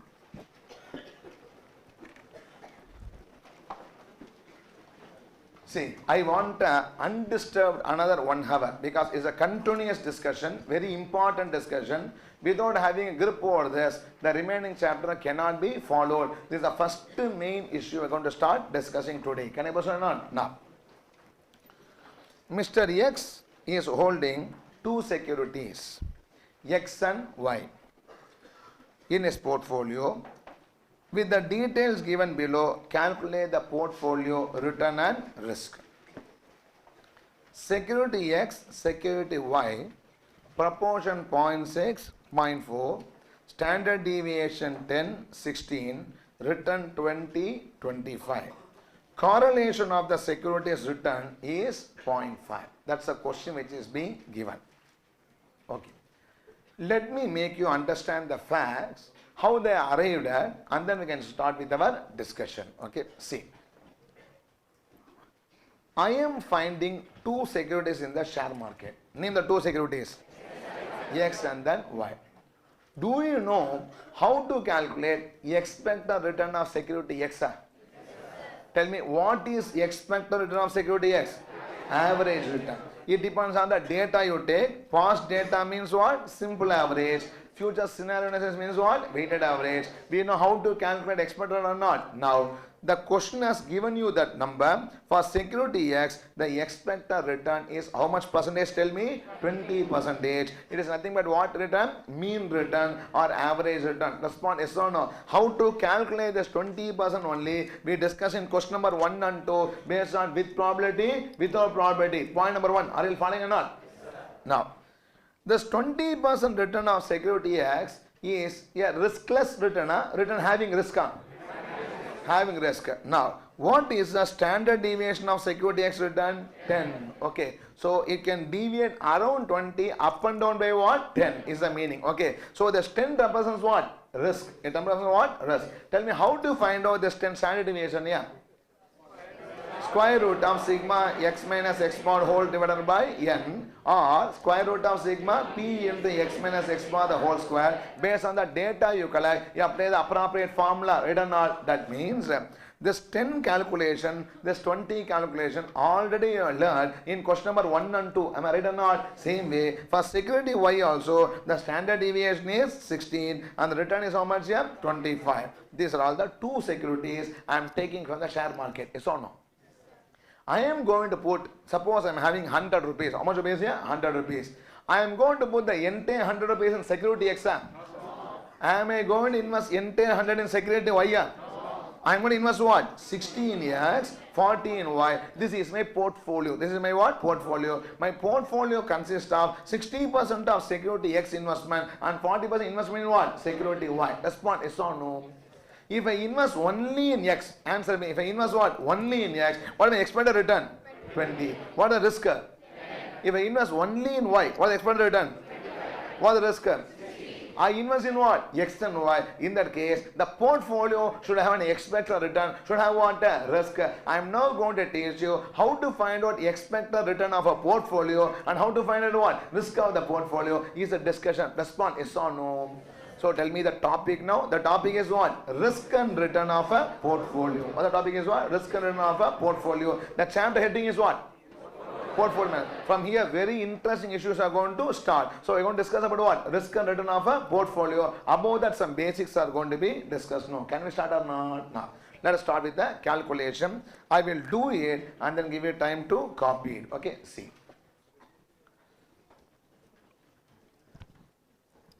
Now, return of a portfolio, hear me, return of a portfolio is the weighted average return of the individual securities in the portfolio. Answer me, what is the return of a portfolio? Weighted average return of the individual securities in the portfolio, where the weights are the proportion I invest. Where weights are what? Proportion I invest. We calculate WACC na. Weighted average cost of capital not. So how we just get the finance from more than one source. Like make an investment is also what? More than one source. There's nothing but a weighted average return I get from all the securities gives you the return of a portfolio. Can I present or not? Very simple, similar to calculation of WACC. Tell me the columns. First is security, proportion, return, weighted return. Tell me I am investing in how many securities? Name the two securities, X and Y. How much I invest? 0.6, 0.4. That is 0.6 of my wealth is there in X and 0.4 of my wealth is there in what? Y. Tell me, what is the return X gives? What return Y gives? 25. So 0.6 into 20, 12. 0.4 into 25, 10. The expected return or the weighted return is going to be 22%. Very simple. For 60% of my money, I earn how much? 20%.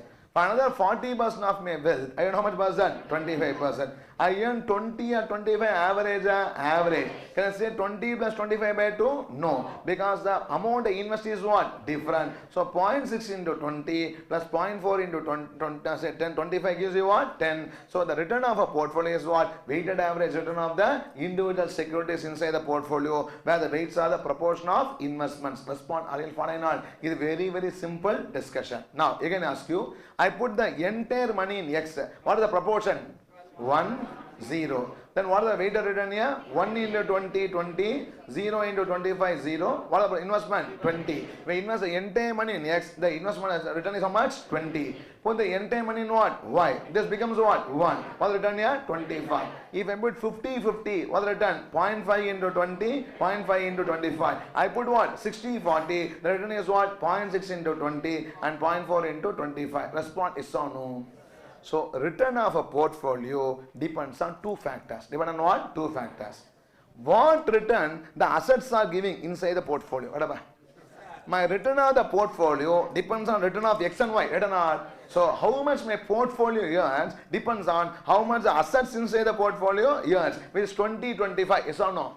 It not only depends on how much my asset earn, it depends on how much money I put in what? Each asset. The proportion investment also is what? Very important. If you put more money in Y, the portfolio return what? Increases. If you put more money in what? X, the portfolio return what? Decreases. In such case, return of a portfolio depends on two factors. Factor one is what? The return of individual securities inside the portfolio. Number two is what? In proportion in which I am investing the money in those securities influences return of portfolio. Point number one. Accept or not? Can I proceed? Very simple. Now, let me just calculate the risk of the portfolio.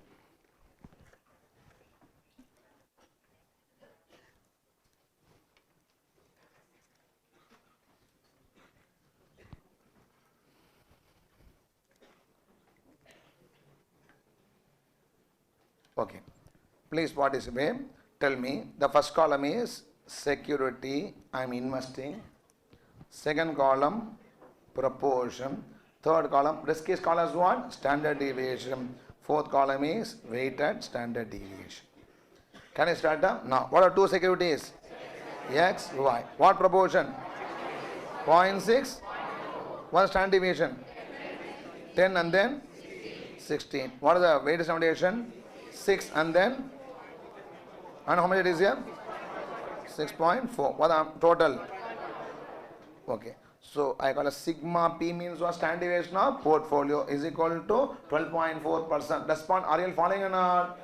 Because what you say is, if I invest only in X, what is my risk? 10. Invest only in Y, what is the risk? 60. I invest in what? 60 of my money in X, 40% of my money in what? Y. In that case, the weighted standard deviation on average become how much? 12.4 is the standard deviation of the portfolio. Respond, yes or no? This is wrong. If this is the standard deviation of the portfolio, chapter over. No Markowitz, no Sharp, not APT, no single index model, nothing here. The chapter is what? Over. Investment would not have been such a great issue. Are you following what I am saying? Now understand that risk of the portfolio, first lesson, risk of the portfolio is not equal to, is not equal to what? Weighted average risk of the individual security. It is something different is what you are going to learn now. Are you following what I am saying? Now tell me, return of a portfolio is what? Weighted average return of the individual securities. That is right. Risk of the portfolio is not equal to what? Weighted average risk of the individual securities. Now, let us see what is really the risk of the portfolio. Now, we have to find out sigma P. We have to find out what? Sigma P.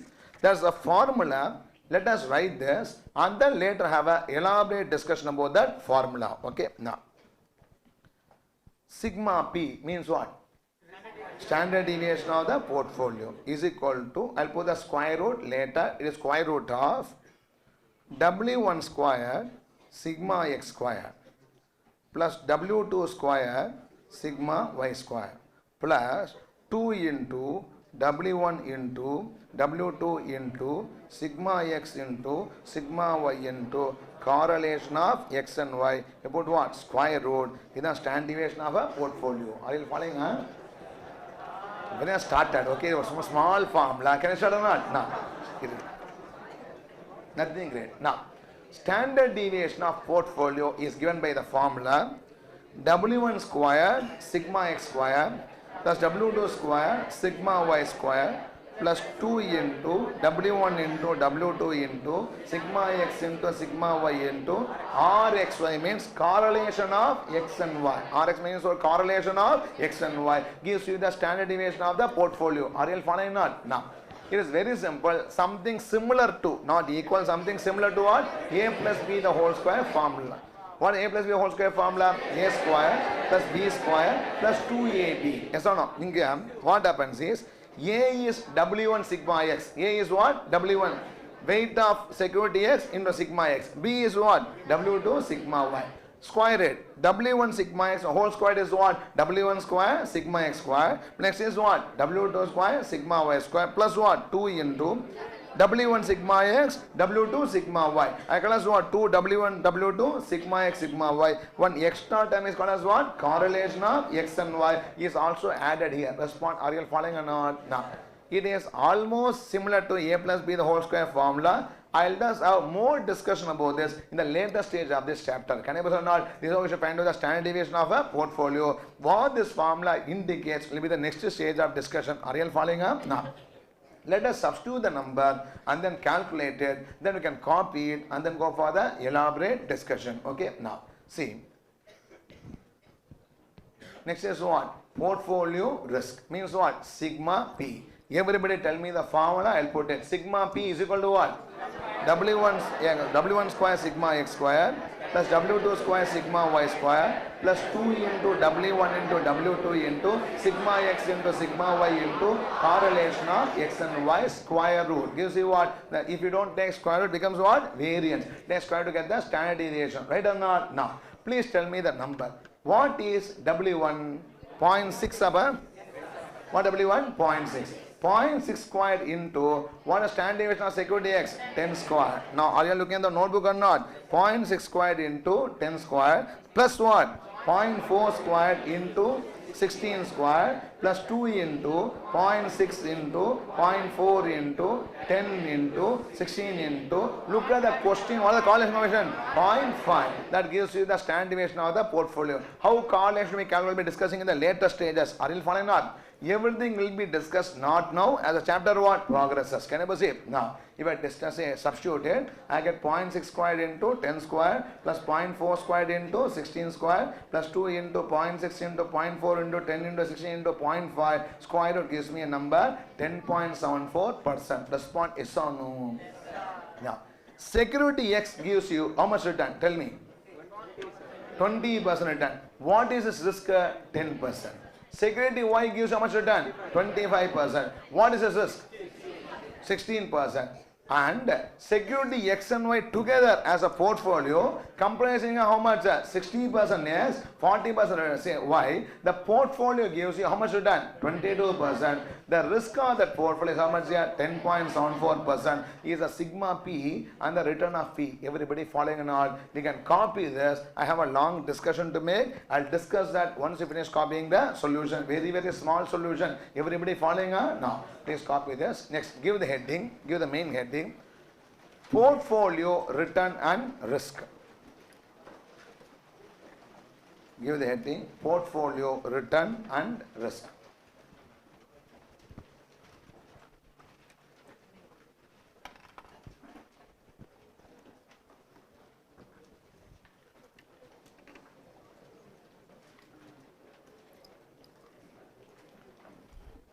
Portfolio return and risk. Question number 3. Question number 3.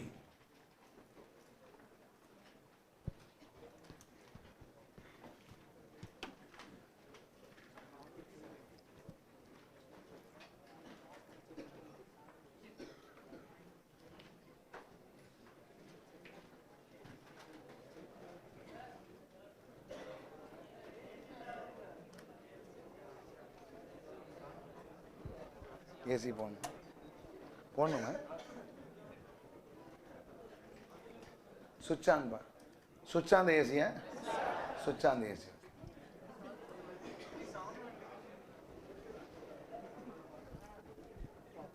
finish copying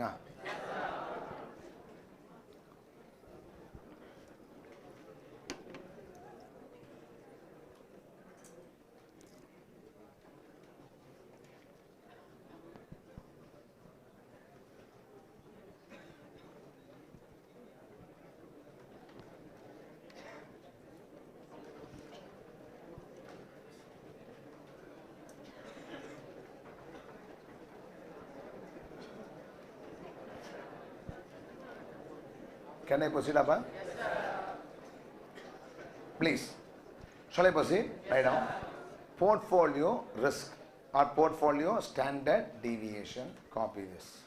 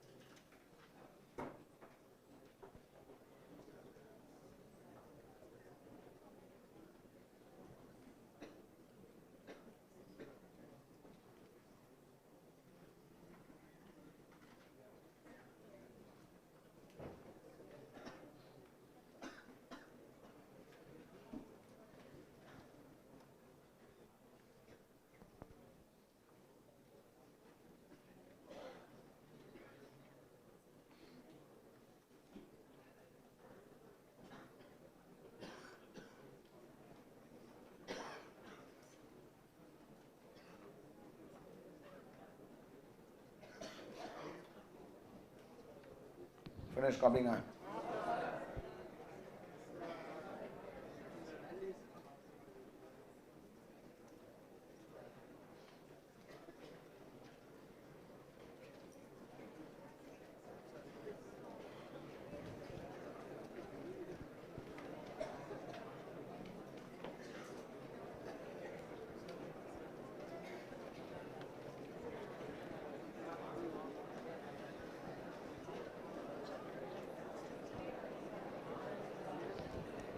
Can I proceed or not? Yes, sir. Please. Now, for you, today work is over. Okay. Now I have to do a lot of work in explaining you all the concepts. It will be a long discussion. Once the discussion is over, another 4 or 5 sums can be done in no time. Okay. Now, please listen here. Stop talking, please. Those who want to listen peacefully, stay here. Others can go. Please, it's not a way to run the class. I am not getting the momentum. Unless you show some silence and sincerity, it won't be possible for me to communicate effectively. Right? Please. Now, the question is, sir, I can understand the first one, portfolio return. Very simple it is. If I put my entire money in X, I earn 20%. If I put my entire money in what? Y, I earn how much? 25%. Since I put 60% of my money in X and 40% of my money in what? Y, I earn a proportionate return 20 into 0.6, 25 into 0.4. My weighted return is how much percent? 22%. This is a portfolio return. I don't have any doubt about that. This is crystal clear. Right or not? The problem is, why can't the same thing be applied to risk? Be applied to what? Risk. Because I discussed now earlier example. When I put the money in X, my risk is what? 10. When I put the money in Y, my risk is what? 16. I don't put the entire money in X, entire money in Y. I put 60% in what? X and 40% in Y. That means why can't my risk be equal to what? Weighted average risk. Why we have a different formula for calculating what? Risk. The question arises. Are you following? This is due to a factor called as co-movement of returns. A factor called as what? Co-movement of returns. Let me give you some examples for you to visualize it. Okay. Now, suppose I have money. Suppose I have 1 lakh rupees. Okay. With that money, I go and buy Infosys shares. I go and buy what? Infosys shares. My risk is what? More or less, Rabba. My risk is what? The standard deviation of the stock. My risk is what? The standard deviation of the Infosys share. So my risk is the Infosys risk. Suppose I put my entire money in TCS shares. Entire money in what? TCS shares. My risk is what? The risk of what? The TCS. Now, what I do is, I don't put the entire money in Infosys, nor I put in what? TCS. I want to split the money and put in both the companies. Tell me, my risk will be both the companies' risk, it will be reducing. My risk will be reducing. In fact, it is not the weighted average risk of what? Both the companies. The reason is very simple. If my money is only in Infosys, my return depends only on one company's performance, called as what? Infosys. If my money is only in TCS, my entire wealth depends on what? Performance of TCS. Yes or no? But if I put the money in both the stocks, what happens is, the risk of the portfolio may become lesser than the risk of the individual stock itself. Because these two companies are competitors, right or not? When one company does not perform, surely the other will be performing, right or not? When Infosys doesn't perform, naturally the market share should be taken by what? TCS. If the TCS doesn't perform, it will be taken by what? Infosys. Okay, in that case, I can say both their returns are having a negative correlation. What correlation? Negative correlation. One increases, other will what? Decrease. Other decreases, one will what? Increase. This makes my portfolio stable. That is, I don't increase or fall down with a single company, since I'm having the legs in what? Two companies. When one increases, one decreases, as the other two what? Increase me, and one decreases, the other companies that do what? Increase me. My portfolio return becomes much more stable than the return from the individual security. Are you following what I'm saying? So we say diversification reduces risk. There's a risk reducing effect of what? Diversification. When I invest in a single security, I don't diversify. My risk is of that security, yes or no? But I invest in what? Two securities. Don't say that my risk is what? That of two securities. Apart from the risk of two securities, the diversification has got what? An effect of reducing my risk. That is what we call as correlation coefficient. Are you following or not? So, portfolio risk will be generally or will be normally lower than what? The individual security risk, because of the benefit I get from what? Diversification. Everybody following or not? Point number one, Purunjaba. Now, point number two. See, I give another example. First example, I put my money in Infosys, TCS. They have a positive, negative correlation. Because when one company prospers, other company what? Doesn't so much. That's what I'm saying. So in that case, the correlation is what? Negative. I give another example. Suppose there is a bank. There is a bank, X Limited. Okay. One of the major client of the bank is another company, Y Limited. There is a bank itself runs only for what? Y Limited. For extreme example, yeah? Okay. So the banks, one of the major customer is what? Y Limited. I invest in shares of that bank as well as what? The Y Limited. In that case, what happens is, when one company performs, the other company also what? Automatically performs. That the correlation is positive. Are you following or not? When I invest in positive correlation, the diversification will not reduce the risk so much. Are you following? Now, third example. I invest my money in Infosys and Axis Bank. Invest money in what? Infosys and then what? Axis Bank. Infosys business and Axis Bank business does not have so much relationship, yes or no? In that case, my portfolio consists of assets with not so much correlation, maybe no correlation. Everybody following not? That means my portfolio securities can be negatively correlated, can be what? Positively correlated, or may not be correlated at all. Are you following what I'm saying? The degree of correlation determines the risk of the portfolio. Point number one. Everybody following or not? Now, let us elaborate on my discussion. It will be a long discussion. I'll dictate the notes once it is completed. Try to follow as much as possible. Can I proceed? Now, look at this. The standard deviation of the portfolio, or I also call as what? Risk of the portfolio. It all depends on three factors. It depends on how many factors here? Three factors.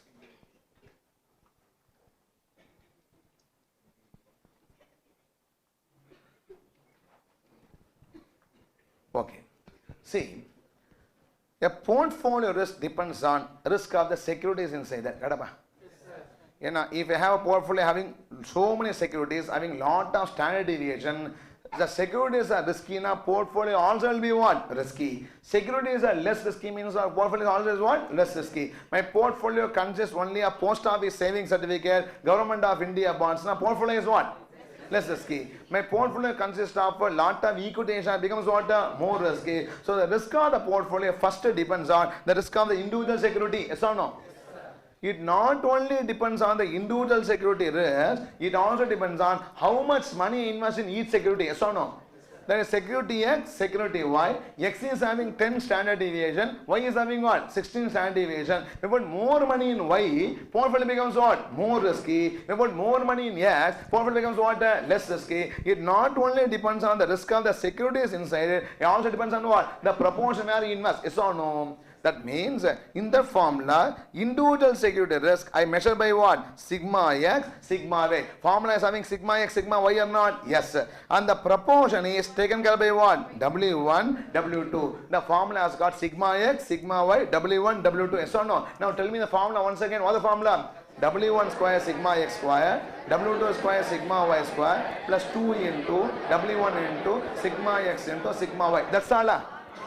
Correlation of X and Y. If the R term is missing, in that case, the portfolio is influenced only by what? The securities risk and the proportion. But there is also one more term in the formula called as what? Correlation of X and Y. So it is called as co-movement. It is called as what? Co-movement. Measured by what? Correlation of X and Y. R is called as what? Correlation coefficient. So this is measuring what? Co-movement. Everybody following on? So the securities, individual securities risk, the proportion invest, these alone not important. How the two securities behave against each other. Behave against what? Each other. Are they moving together? Are they moving in what? Opposite direction. The co-movement also plays an equally important role in understanding the risk of a portfolio. Point number 3. Are you following what I am saying?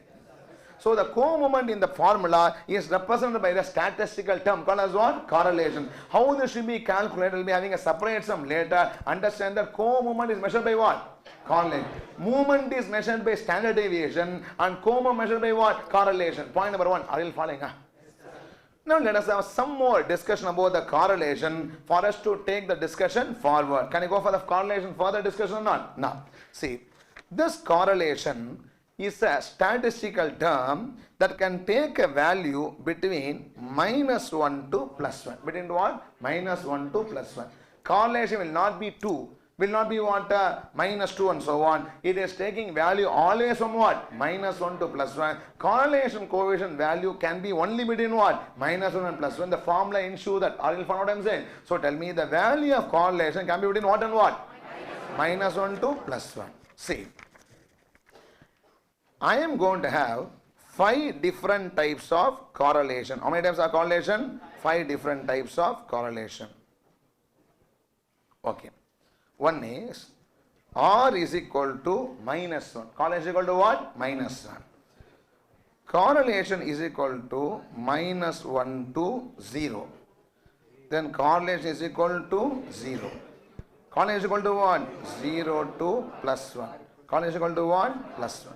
Inga -1 not included, here +1 not included. Are you following what I am saying? So -1 correlation between -1 to what? 0, 0, +1 and then say 0 to +1 and then what? +1. I call this as perfect. I call this what? Perfect negative. I call this as negative. I call this as no correlation. I call this what? No correlation.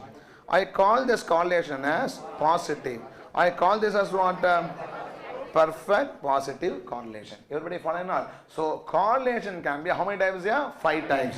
The strength of co-movement can be how many times here? 5 times. What are 5 times here? Perfect negative, negative, no correlation, positive and perfect positive. Respond. Are you following or no? Let me just show you the diagrams for all the 5 correlations to make you understand what it is. Okay. Now, we have 2 items, namely X and then what? Y. Inge security X and security Y. Are you following what I am saying? It can be any 2 numbers you can correlate, 2 items X and what? Y. Okay. Now, That is a diagram like this. I have to draw how many diagrams? 5 diagrams. Okay. 2 securities X and Y.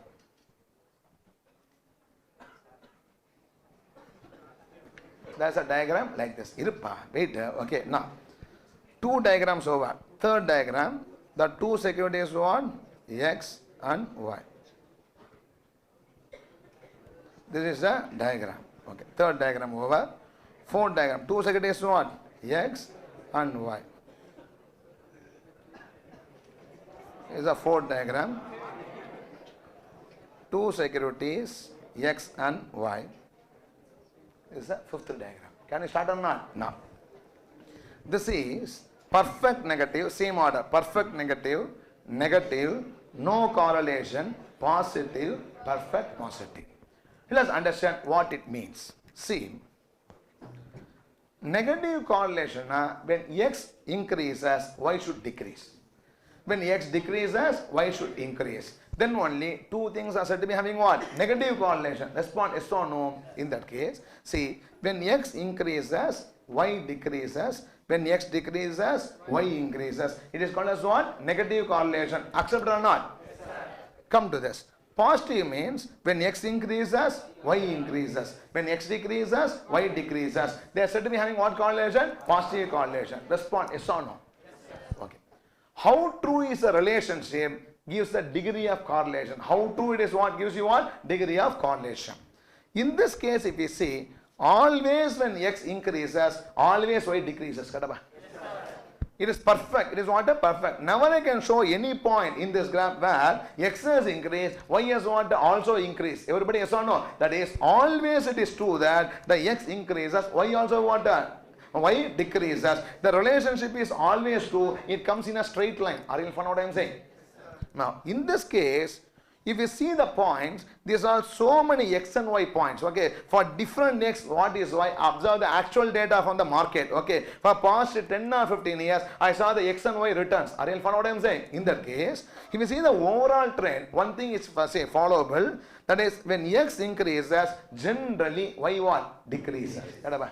When X increases, generally what? Y decreases. But they don't fall into a straight line. They are scattered. They are what? Scattered. That means sometimes there may be an odd data where when X increases, Y also may what? Increase.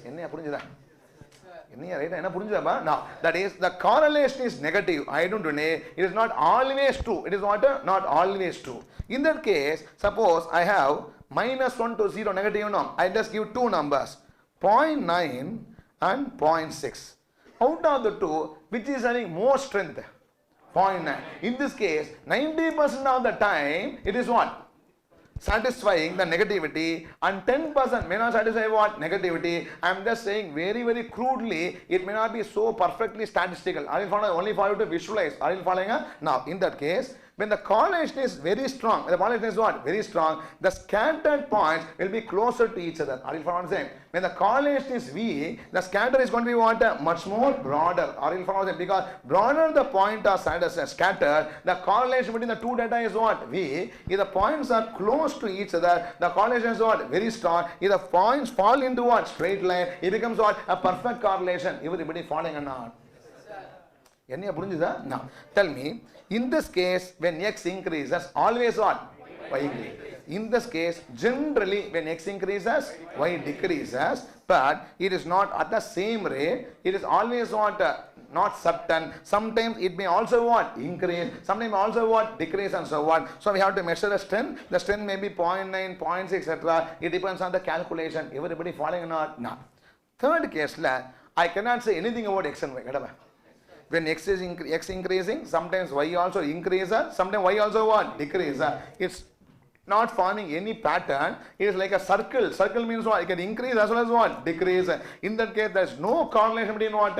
X and Y. Are you following not? Now, in this case, when X increases, Y also what? Increases, but not always true at the same rate. Everybody follow what I am saying? So it is positive, but not what? Perfectly positive. And the last is falling in what? Straight line. It's going to be called as what? Positive? Perfect positive correlation. Everybody, are you following or not? These are the 5 types of correlation. Why we are discussing is the next stage of discussion. Can I proceed? Now tell me, correlation coefficient can take a value from what to what? minus 1 to plus 1. It measures what? Strength of co-movement. Tell me, correlation measures what? Strength of co-movement. Okay. If the correlation is, for example, 0.9, it is strong or weaker? It is strong. If the correlation is 0.1, is strong or weaker? Weak correlation. Correlation is 1 or minus 1 means what? It is the absolute strength. It's not what I am saying. In correlation of perfect mass, positive or negative, it is always true my relationship. Is or not? When the correlation is not perfect, my relationship is what? True, but not so much true. It all depends on the strength. It is indicated by the correlation coefficient. Everybody following what I am saying? So correlation has got two items here. One is the number, another is what? The sign plus or minus. Okay. The plus or minus indicates how they are related, and the number indicates what? How strong is the relationship. Everybody following? And to conclude with a simple example, only example, yeah? Okay. Husband and wife is that. Okay. Now, here, okay. When husband says something, wife says against it. What correlation? What correlation? Yeah? Negative correlation. Okay. Always when husband says something, the wife says what? Against it means it is what? Perfect negative. So husband wife very much close, yeah? Okay. Hard they can understand. In that case, always husband says something, the wife also says what? Yes. A wife says this should be done means what? Husband says it is other way around, okay? Wife says this should be done means what? Husband says what? Yes. In that case, the correlation is what? Plus 1. Yes or no? Now, see. Perfectly positive. See. Most of the time, husband agrees with wife. Wife agrees with her husband. I am discussing portfolio. Listen. Sometimes, that is, most of the time, husband agrees with what? Wife. Sometimes he may disagree. In that case, correlation is what? Positive, but not perfect. How many times he disagree gives the strength of correlation. Right or not? What I am saying? Now, other way around. Always the husband says something, wife what? Disagrees. The correlation is what? Negative. But not always disagree. Becomes what? Imperfect negative. How many times it disagrees gives the strength of correlation. Are you following what I am saying? Any two data, yeah, it may be X and Y security, husband and wife, or what? Weight of 2%, okay. When he is gaining weight, he also what? Gain weight. Because both are eating the same food. That's what I am saying. The correlation is what? Perfect. Are you following what I am saying? So in that case, two data can be related to each other. How they are related? Only is measured through what? The correlation coefficient. Respond yes or no. And some people interpret wrongly, students interpret wrongly when they say 0.9 is about correlation is what? Plus 0.9. When X increases by 1%, Y increases by 0.9%. That is wrong. I don't say how much X and Y move in correlation. It is done through regression. Are you following what I am saying? I am saying how X and move, direction only I say, how true is the direction I say. I don't say the rate of movement. Are you following what I am saying? The rate of movement is what? The slope of this line. Correlation has got no ability to find out the slope. They only say whether the points are scattered or following the straight line. Everybody, are you following what I am saying? This is the meaning of the term correlation. Can I proceed or not? No. See. The formula is now very simple to understand now. Tell me, what is the formula? I forgot the formula. Yeah? What is the formula? Sigma P is equal to W1 square, sigma X square, W2 square, sigma Y square, 2 into W1. Okay. Break over. Can I proceed? Don't show. See. What happens is, when correlation becomes negative, correlation becomes what? Negative. I put in two securities which can protect me from volatility. When one performs, other will not perform, and opposite. There is a stability I get by putting the money into two securities which are opposite related. Yes or no? Very simple. I join ADMK and DMK party. Will I go to jail? If I am an ADMK, one day can become minister, next 5 years will go into jail. Yes or no? DMK, one day will become what? Minister, next day can go to what? Jail. As an ordinary citizen, I vote for both the parties. Yeah, I never become minister, nor go to jail. The life is peaceful. In the right and orders. Yes or no? Same way, if Example only, okay. Same way, if I put my money in one security and another security performing oppositely, I am at peace because there is one to save me if the other is not performing. So when the correlation is minus, my diversification gives what? A high benefit. Everybody following or not? Yes. Now, here we should understand that when correlation is suppose 0.5 plus, it is what? Plus 0.5. Will I get diversification benefit or not? I will still get, but not as big as what? Negative. I'll tell you the reason. Only when the correlation is plus 1, risk will not reduce. Till plus 1, risk will what? Reduce, even though two securities may be what? Positively correlated. Okay. I give an example, analogy for you to understand this before you go for the next stage. Don't think I'm discussing same again and again. I want you to become what? Very clear about that. The remaining chapter becomes very, very simple. Okay. See. Correlation may range from -1 to +1. Get or not? Up to plus 0.99, I can reduce my risk to diversification. Understand that first. Only when the correlation is plus 1, I will not be able to what? Reduce. Don't think that positive risk will not be reducing. Negative only what? Risk will reduce. I don't say like that. Negative will reduce risk what? Much more than what? Positive. But up to plus 0.99, I will be able to reduce my risk by what? Diversification. I'll give an example. Analogy not in stock market, but a live example to understand it easily. Can I go say? Now, see. I have two horses. I have what? Two horses. One horse is a fat horse, another horse is what? A lean horse. Right or not? In that case, fat horse can run faster. That is healthy horse, and then what? Lean horse. Okay. Healthy horse can run what? Faster. Lean horse can run what? Less faster. Right or not? Now, see what happens is, I'll give you the example. I tie one horse other side and this side in the cart. Understand? In the vehicle, one side one horse, another side what? Another horse. First issue is, suppose both are equally strong. Both are what? Equally strong. The vehicle will move this side or that side or same place. There in what? Same place. It is perfect negative. So this is also having the same strength. This is also what? Having the same strength. I tie it in what? Opposite way. This is pulling this way. That is pulling what? This way. The vehicle remains what? In the same place. No change, no variability, no standard deviation. Yes or no? Now, next. One horse very strong, other horse what? A weak horse. I tried in opposite direction, correlation negative, not perfect. One is strong, one is what? Weak. Opposite direction, the horses are tied to the vehicle. Negative correlation or not? In that case, the vehicle move or not? It will move towards what? The healthier horse, but not very fast. Because this is also pulling and this is also what? Pulling. But what happens is towards this side there will be what? Some movement. It is called as what? Negative correlation. Right or not? Come to positive correlation. Both horses I tie on the same side. I tie on what? Same side. Okay. Both are equally good. Both are what? Equally good. Equal strength. The vehicle will run at double speed. Running at what? Double speed. This is very risky. Yes or no? Its speed is what? Very risky. Now listen here. Both horses tied to the same side. One is very strong, another is what? Weak. What happens is speed will be reduced. Now the strong horse has to pull the vehicle and the weak horse. Right or not? The weak horse will be what? Reducing the speed, putting a brake. Right or not?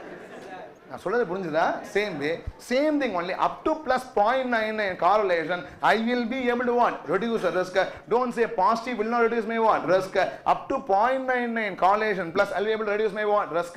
Plus one will not be what? Reducing the risk. Are you following up to this or not? So this is the meaning of the term correlation. More about this and calculations will be learning in the later stages. Everybody following or not? I cannot explain everything in one go. I'm just slowly injecting what? The concepts into the chapter. Can I proceed? Now, tell me first of all, risk of a portfolio is equal to weighted average risk of the individual securities. True or false? It depends on how many factors? Three factors. Can name the three factors? Risk of the individual securities, the proportion in which I invest, and their co-movements. Yes or no? The risk of individual securities is represented by their respective standard deviation. Their proportion by what? The weights, and co-movement measured by what? Correlation. This correlation is a statistical term that can take a value between what and what? -1 and +1. A correlation of -1 is called as perfect negative. -1 to 0 is negative. 0 means what? No correlation. +1 is 0 to 1 is what? Positive. Plus 1 is perfect positive. Now, perfect negative, perfect positive, the relationship is always true. And between minus 1 to say plus 1, in between the relationship is what? Not always true. The strength of relationship depends on the magnitude of the correlation coefficient. Everybody following not? I can reduce my risk maximum when the correlation is what? Minus 1. I cannot reduce my risk, the correlation is what? Plus 1. But between minus 1 to plus 1, the risk reduction is there, but gradually what? Decreases as it tends towards plus 1. Everybody, are you following what I am saying? Either again discussion now. The last 2 points I will discuss before you go for the next problem. Okay, now see, or before you go for the notes. See, suppose correlation is plus 1. What correlation is what? Plus 1. Tell me the formula. Sigma P is equal to what the formula? W1 square sigma x square plus W2 square sigma y square plus 2 into W1 into W2 into sigma x into 1. The correlation is into 1. I can ignore it or not. That means I take the square root. This purely becomes a plus b the whole square formula. Now a square plus b square plus 2ab. There's no correlation there to prevent me in calling it as a plus b whole square formula. Yes or no? In that case, it is simply square root of what? W1 sigma x plus W2 sigma y the whole square. W1 square sigma x square plus W2 square sigma y square plus 2 into W1 W2 sigma x sigma y. No correlation, becomes a perfect a plus b whole square formula. Yes or no? What is square root of W1 sigma x W2 sigma x whole square? Is nothing but sigma p is equal to what? W1 sigma x plus W2 sigma y is the formula for the standard deviation of the portfolio. Right or not? So, when I have a portfolio consisting of securities which are perfectly correlated, co-movement does not play a role.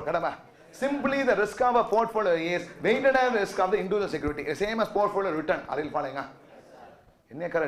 When two securities are perfectly correlated, is diversification going to reduce my risk? It will not. So the correlation coefficient becomes what? Non-existent. It is not required. Simply the portfolio risk is what? Weighted average risk of the individual security. This formula does not have what? Co-movement, because the correlation is plus 1. The co-movement is not going to help me in what? Reducing the risk. It is a sigma p. Are you following what I am saying? Now, suppose the correlation is minus 1. What the correlation is what? Minus 1. In that case, it becomes what? Minus 2 sigma W1 W2 sigma x sigma y. In that case, tell me sigma p is equal to what?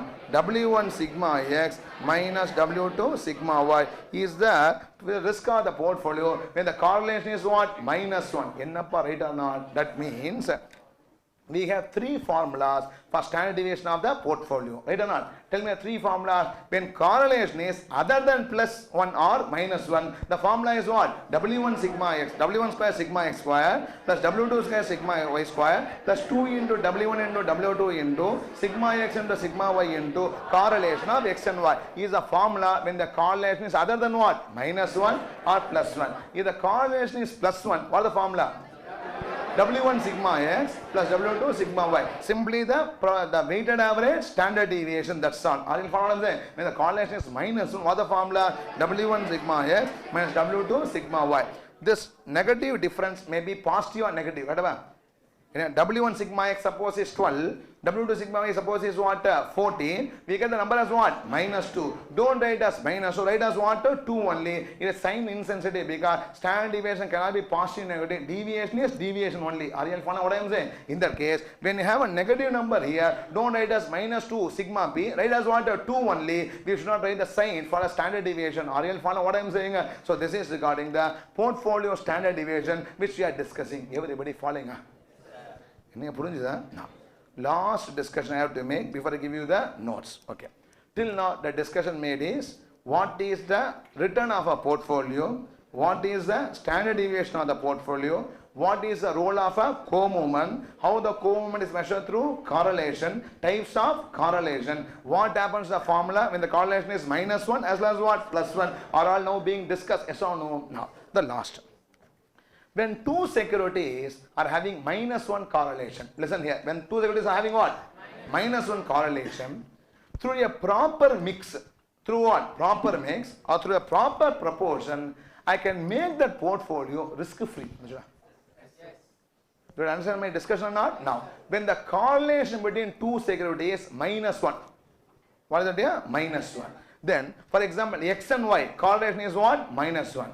By properly constructing the proportion, some percentage of x, some percentage of y. By properly constructing a proportion and investing in x and y, I will be able to reduce my risk to what? 0. That we call as minimum variance portfolio. Are you understand what I am saying? So, the portfolio where the standard deviation is what? 0. Through a proper proportion of what? X and y, that portfolio can give you how much? 0. It is a risk-free portfolio. Yes or no? In that case, sir, how to invest that proportion? We have to have formula for calculation of proportion or not? Let us see how it should be calculated now. With that, the first stage discussion will be over. Can I proceed? Now, see, I can say it like this. Proportion of x. P means what? Proportion of x in a portfolio is nothing but sigma y by sigma x plus sigma y. Can you guess? Proportion of y is equal to what? Sigma x by sigma x plus sigma y. Like this, if I calculate, I will get proportion of x and proportion of y. In that proportion, if I invest, the standard deviation becomes what? 0. Now, let us see how this formula is obtained, and then I'll start giving you the notes. In the last discussion, don't get worried now.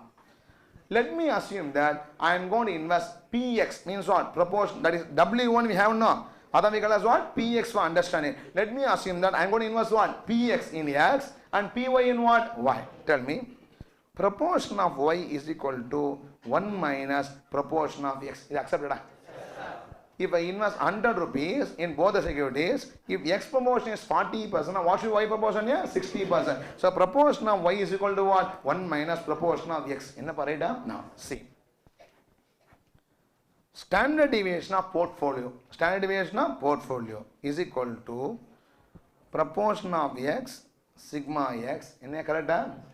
W1 sigma x. Now, see, this W1 and W2 only I call as what? Proportion of x and proportion of y. Any accepted? Now, so standard deviation portfolio is proportion of x into sigma x minus proportion of y into sigma y. Because when the correlation is minus 1, sigma p is equal to what? W1 sigma x minus W2 sigma y. Accepted or not? Now, standard deviation portfolio is equal to proportion of x sigma x minus what? Proportion of y sigma y. Can I proceed further? I'll simplify that. I'll explain this. Sigma p is equal to what? Proportion of x sigma x minus what is proportion of y?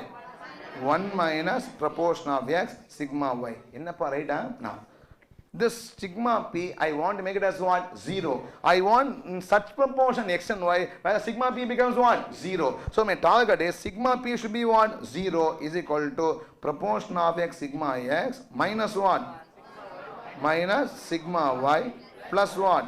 Proportion of x sigma y. Ennappa right or not? Now, what I do is 0 is equal to, can I take proportion of x outside or not? It is proportion of x into what? Sigma x plus sigma y minus what?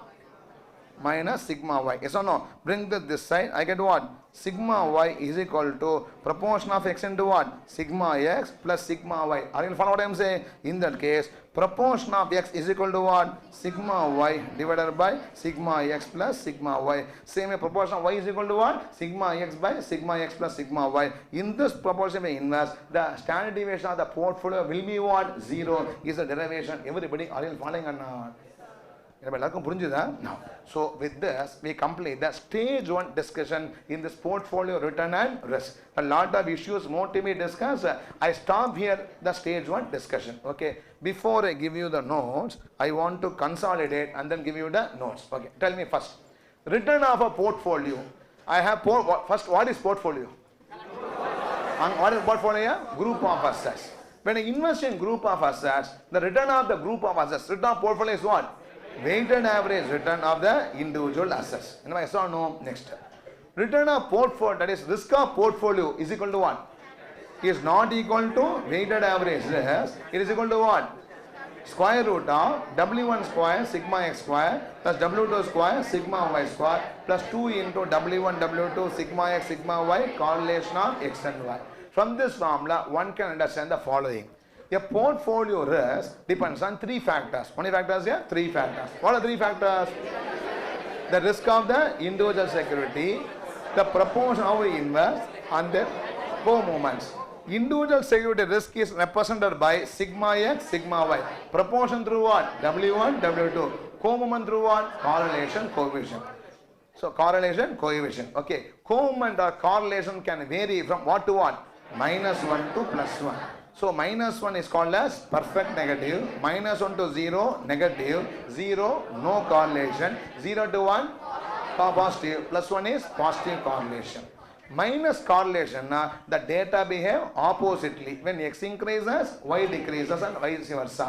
How strong is the correlation is depending on the number. Okay, -1 and +1 means the correlation is always true. Otherwise, the points will not form in a straight line. They go into what? A scattered point. More scattered of the point, weaker is their correlation. Less scattered means what? More the correlation. More the correlation, the relationship is what? Much more stronger. Everybody following or not? Next step. When I have a correlation of -1, I can reduce the risk to the maximum. When I have a correlation of +1, risk cannot be reduced. When +1 correlation is there, the sigma p becomes what? W1 sigma x plus W2 sigma y. When correlation is -1, sigma p is equal to what? W1 sigma x minus W2 sigma y. With a -1 correlation inside a portfolio, can I reduce a portfolio risk to 0 or not? Yes. I can invest so much in x, so much in y. How much in x? Px in x. How much in y? P1 in y. What is Px? Sigma y by sigma x plus sigma y. What is Py? Sigma x by sigma plus x plus sigma y. In this proportion, if I invest, the risk can even made what? 0. This we call as minimum variance portfolio. What portfolio? Minimum variance portfolio. That the variance is what? 0 is what I mean. Everybody following on? These are all some basic discussions we made in the problem number 3 relating to portfolio. Up to this, I have the clarity here. Yes or no? Write down notes. Right, question number 3, right? Notes. 10 minutes solidly left. I'll complete my notes. Write down notes. Point number 1. Point number 1. Return of a portfolio. Return of a portfolio is. Return of a portfolio is the weighted average return. Return of a portfolio is the weighted average return of the individual securities. Return of a portfolio is the weighted average return of the individual securities in the portfolio. Is the weighted average return of individual securities in the portfolio, where the weights are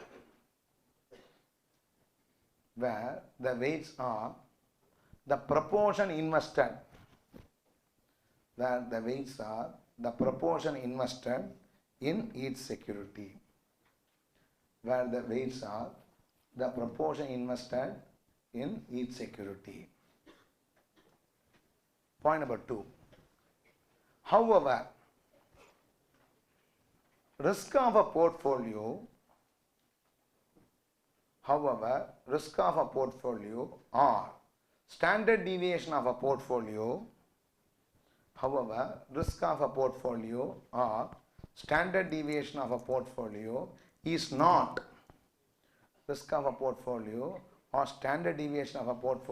is not the weighted average standard deviation. Standard deviation of a portfolio is not the weighted average standard deviation of the individual securities. Is not the weighted average standard deviation of the individual securities in it. Is not the weighted average standard deviation of the individual securities in it. In it na inside the portfolio is not the weighted average standard deviation inside the portfolio. In it means what? That's the meaning. Can I proceed? Next. Point 2 or 3? 3. The standard deviation of the portfolio,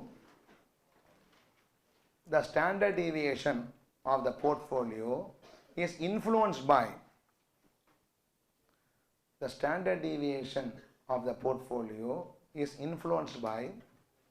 the standard deviation of the portfolio is influenced by three factors. The standard deviation of the portfolio is influenced by 3 factors. Branch it into 3. First branch, risk of individual securities.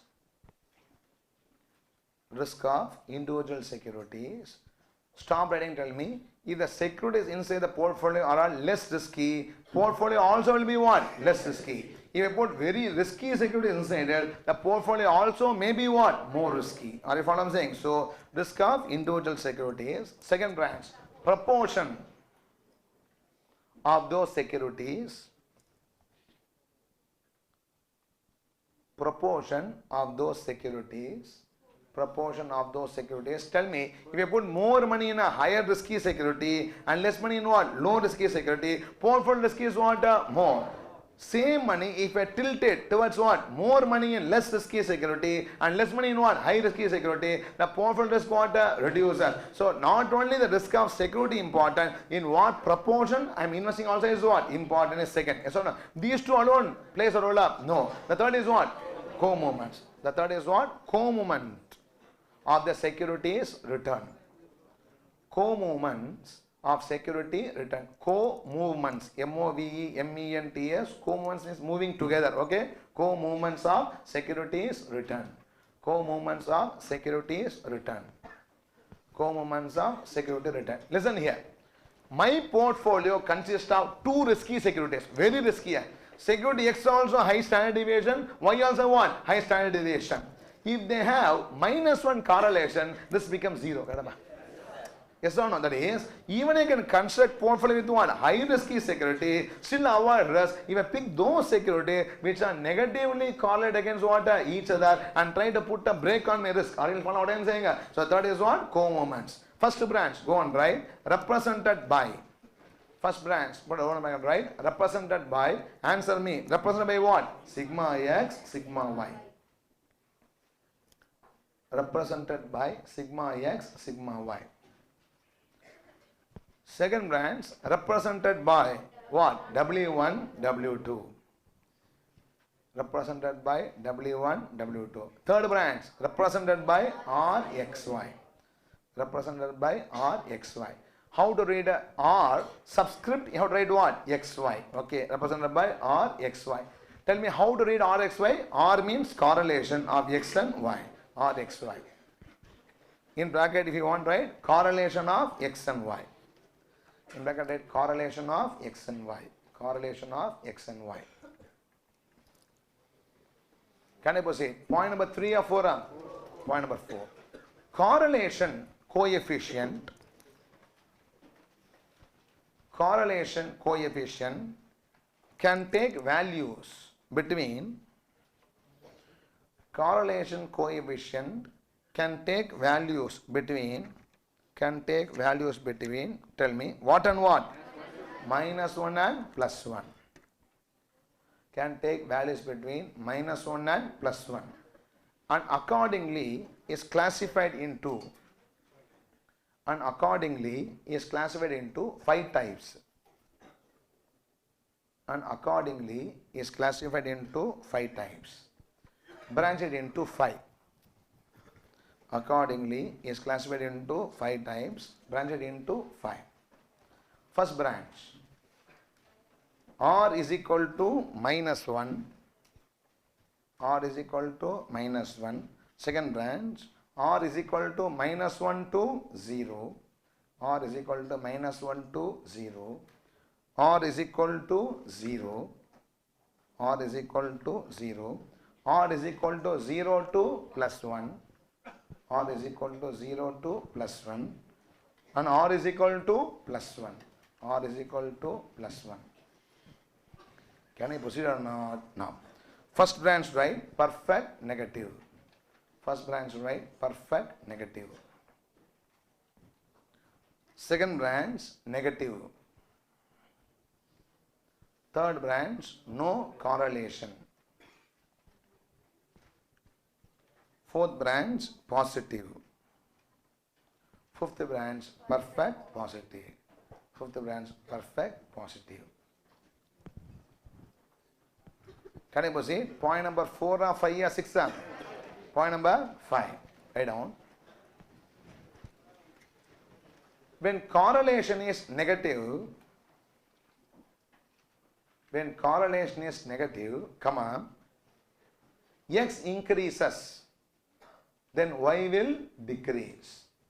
When correlation is negative, x increases, y will decrease, and vice versa. X increases, y will decrease, and vice versa. If it is perfect negative, this relationship is, if it is perfect negative, this relationship is always true. If it is perfect negative, this relationship is always true. So what is the relationship? X increases, y decreases, and vice versa. No, if it is perfect negative, relationship is what? Always true. Otherwise,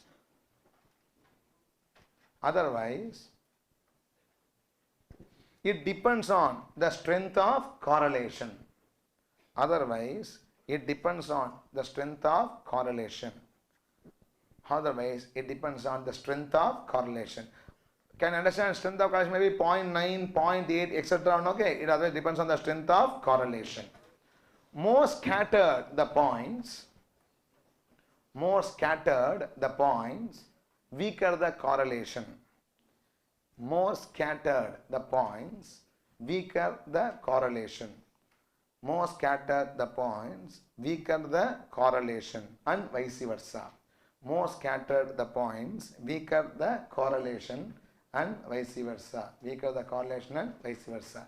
Same thing, understand for positive, right or not? Next. 0.5 or 6 or 7 or 6. Diversification reduces risk. Diversification reduces risk. Diversification reduces risk. And the maximum risk reduction occurs. Diversification reduces risk. And the maximum risk reduction occurs. And the maximum risk reduction occurs when, and the maximum risk reduction occurs when what? Correlation is -1. And the maximum risk reduction occurs when correlation is -1. And there will be no risk reduction. And there will be no risk reduction. And there will be no risk reduction when correlation is +1. And there will be no risk reduction when correlation is +1. When there will be no risk reduction when the correlation is +1. Next. Point number 7 or 8? 7. When R is equal to +1. When R is equal to +1, sigma P is equal to, when R is equal to +1, sigma P is equal to, can write the conclusion straight away. Sigma P is equal to W1x plus W1 sigma x plus W2 sigma y. When R is equal to +1, sigma P is equal to W1 sigma x plus W2 sigma y. And when R is equal to -1, and when R is equal to -1, sigma P is equal to, and when R is equal to -1, sigma P is equal to, fill in the blanks, W1 sigma x minus W2 sigma y. Sigma P is equal to W1 sigma x minus W2 sigma y. Last point, 7 or 8? Point number 8. When correlation is -1,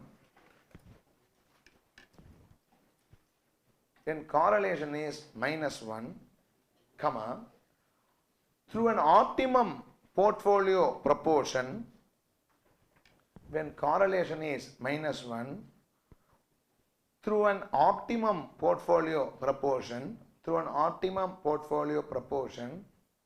the risk can be reduced to, through an optimum portfolio proportion, the risk can be reduced to, fill in the blanks, the risk can be reduced to what? 0.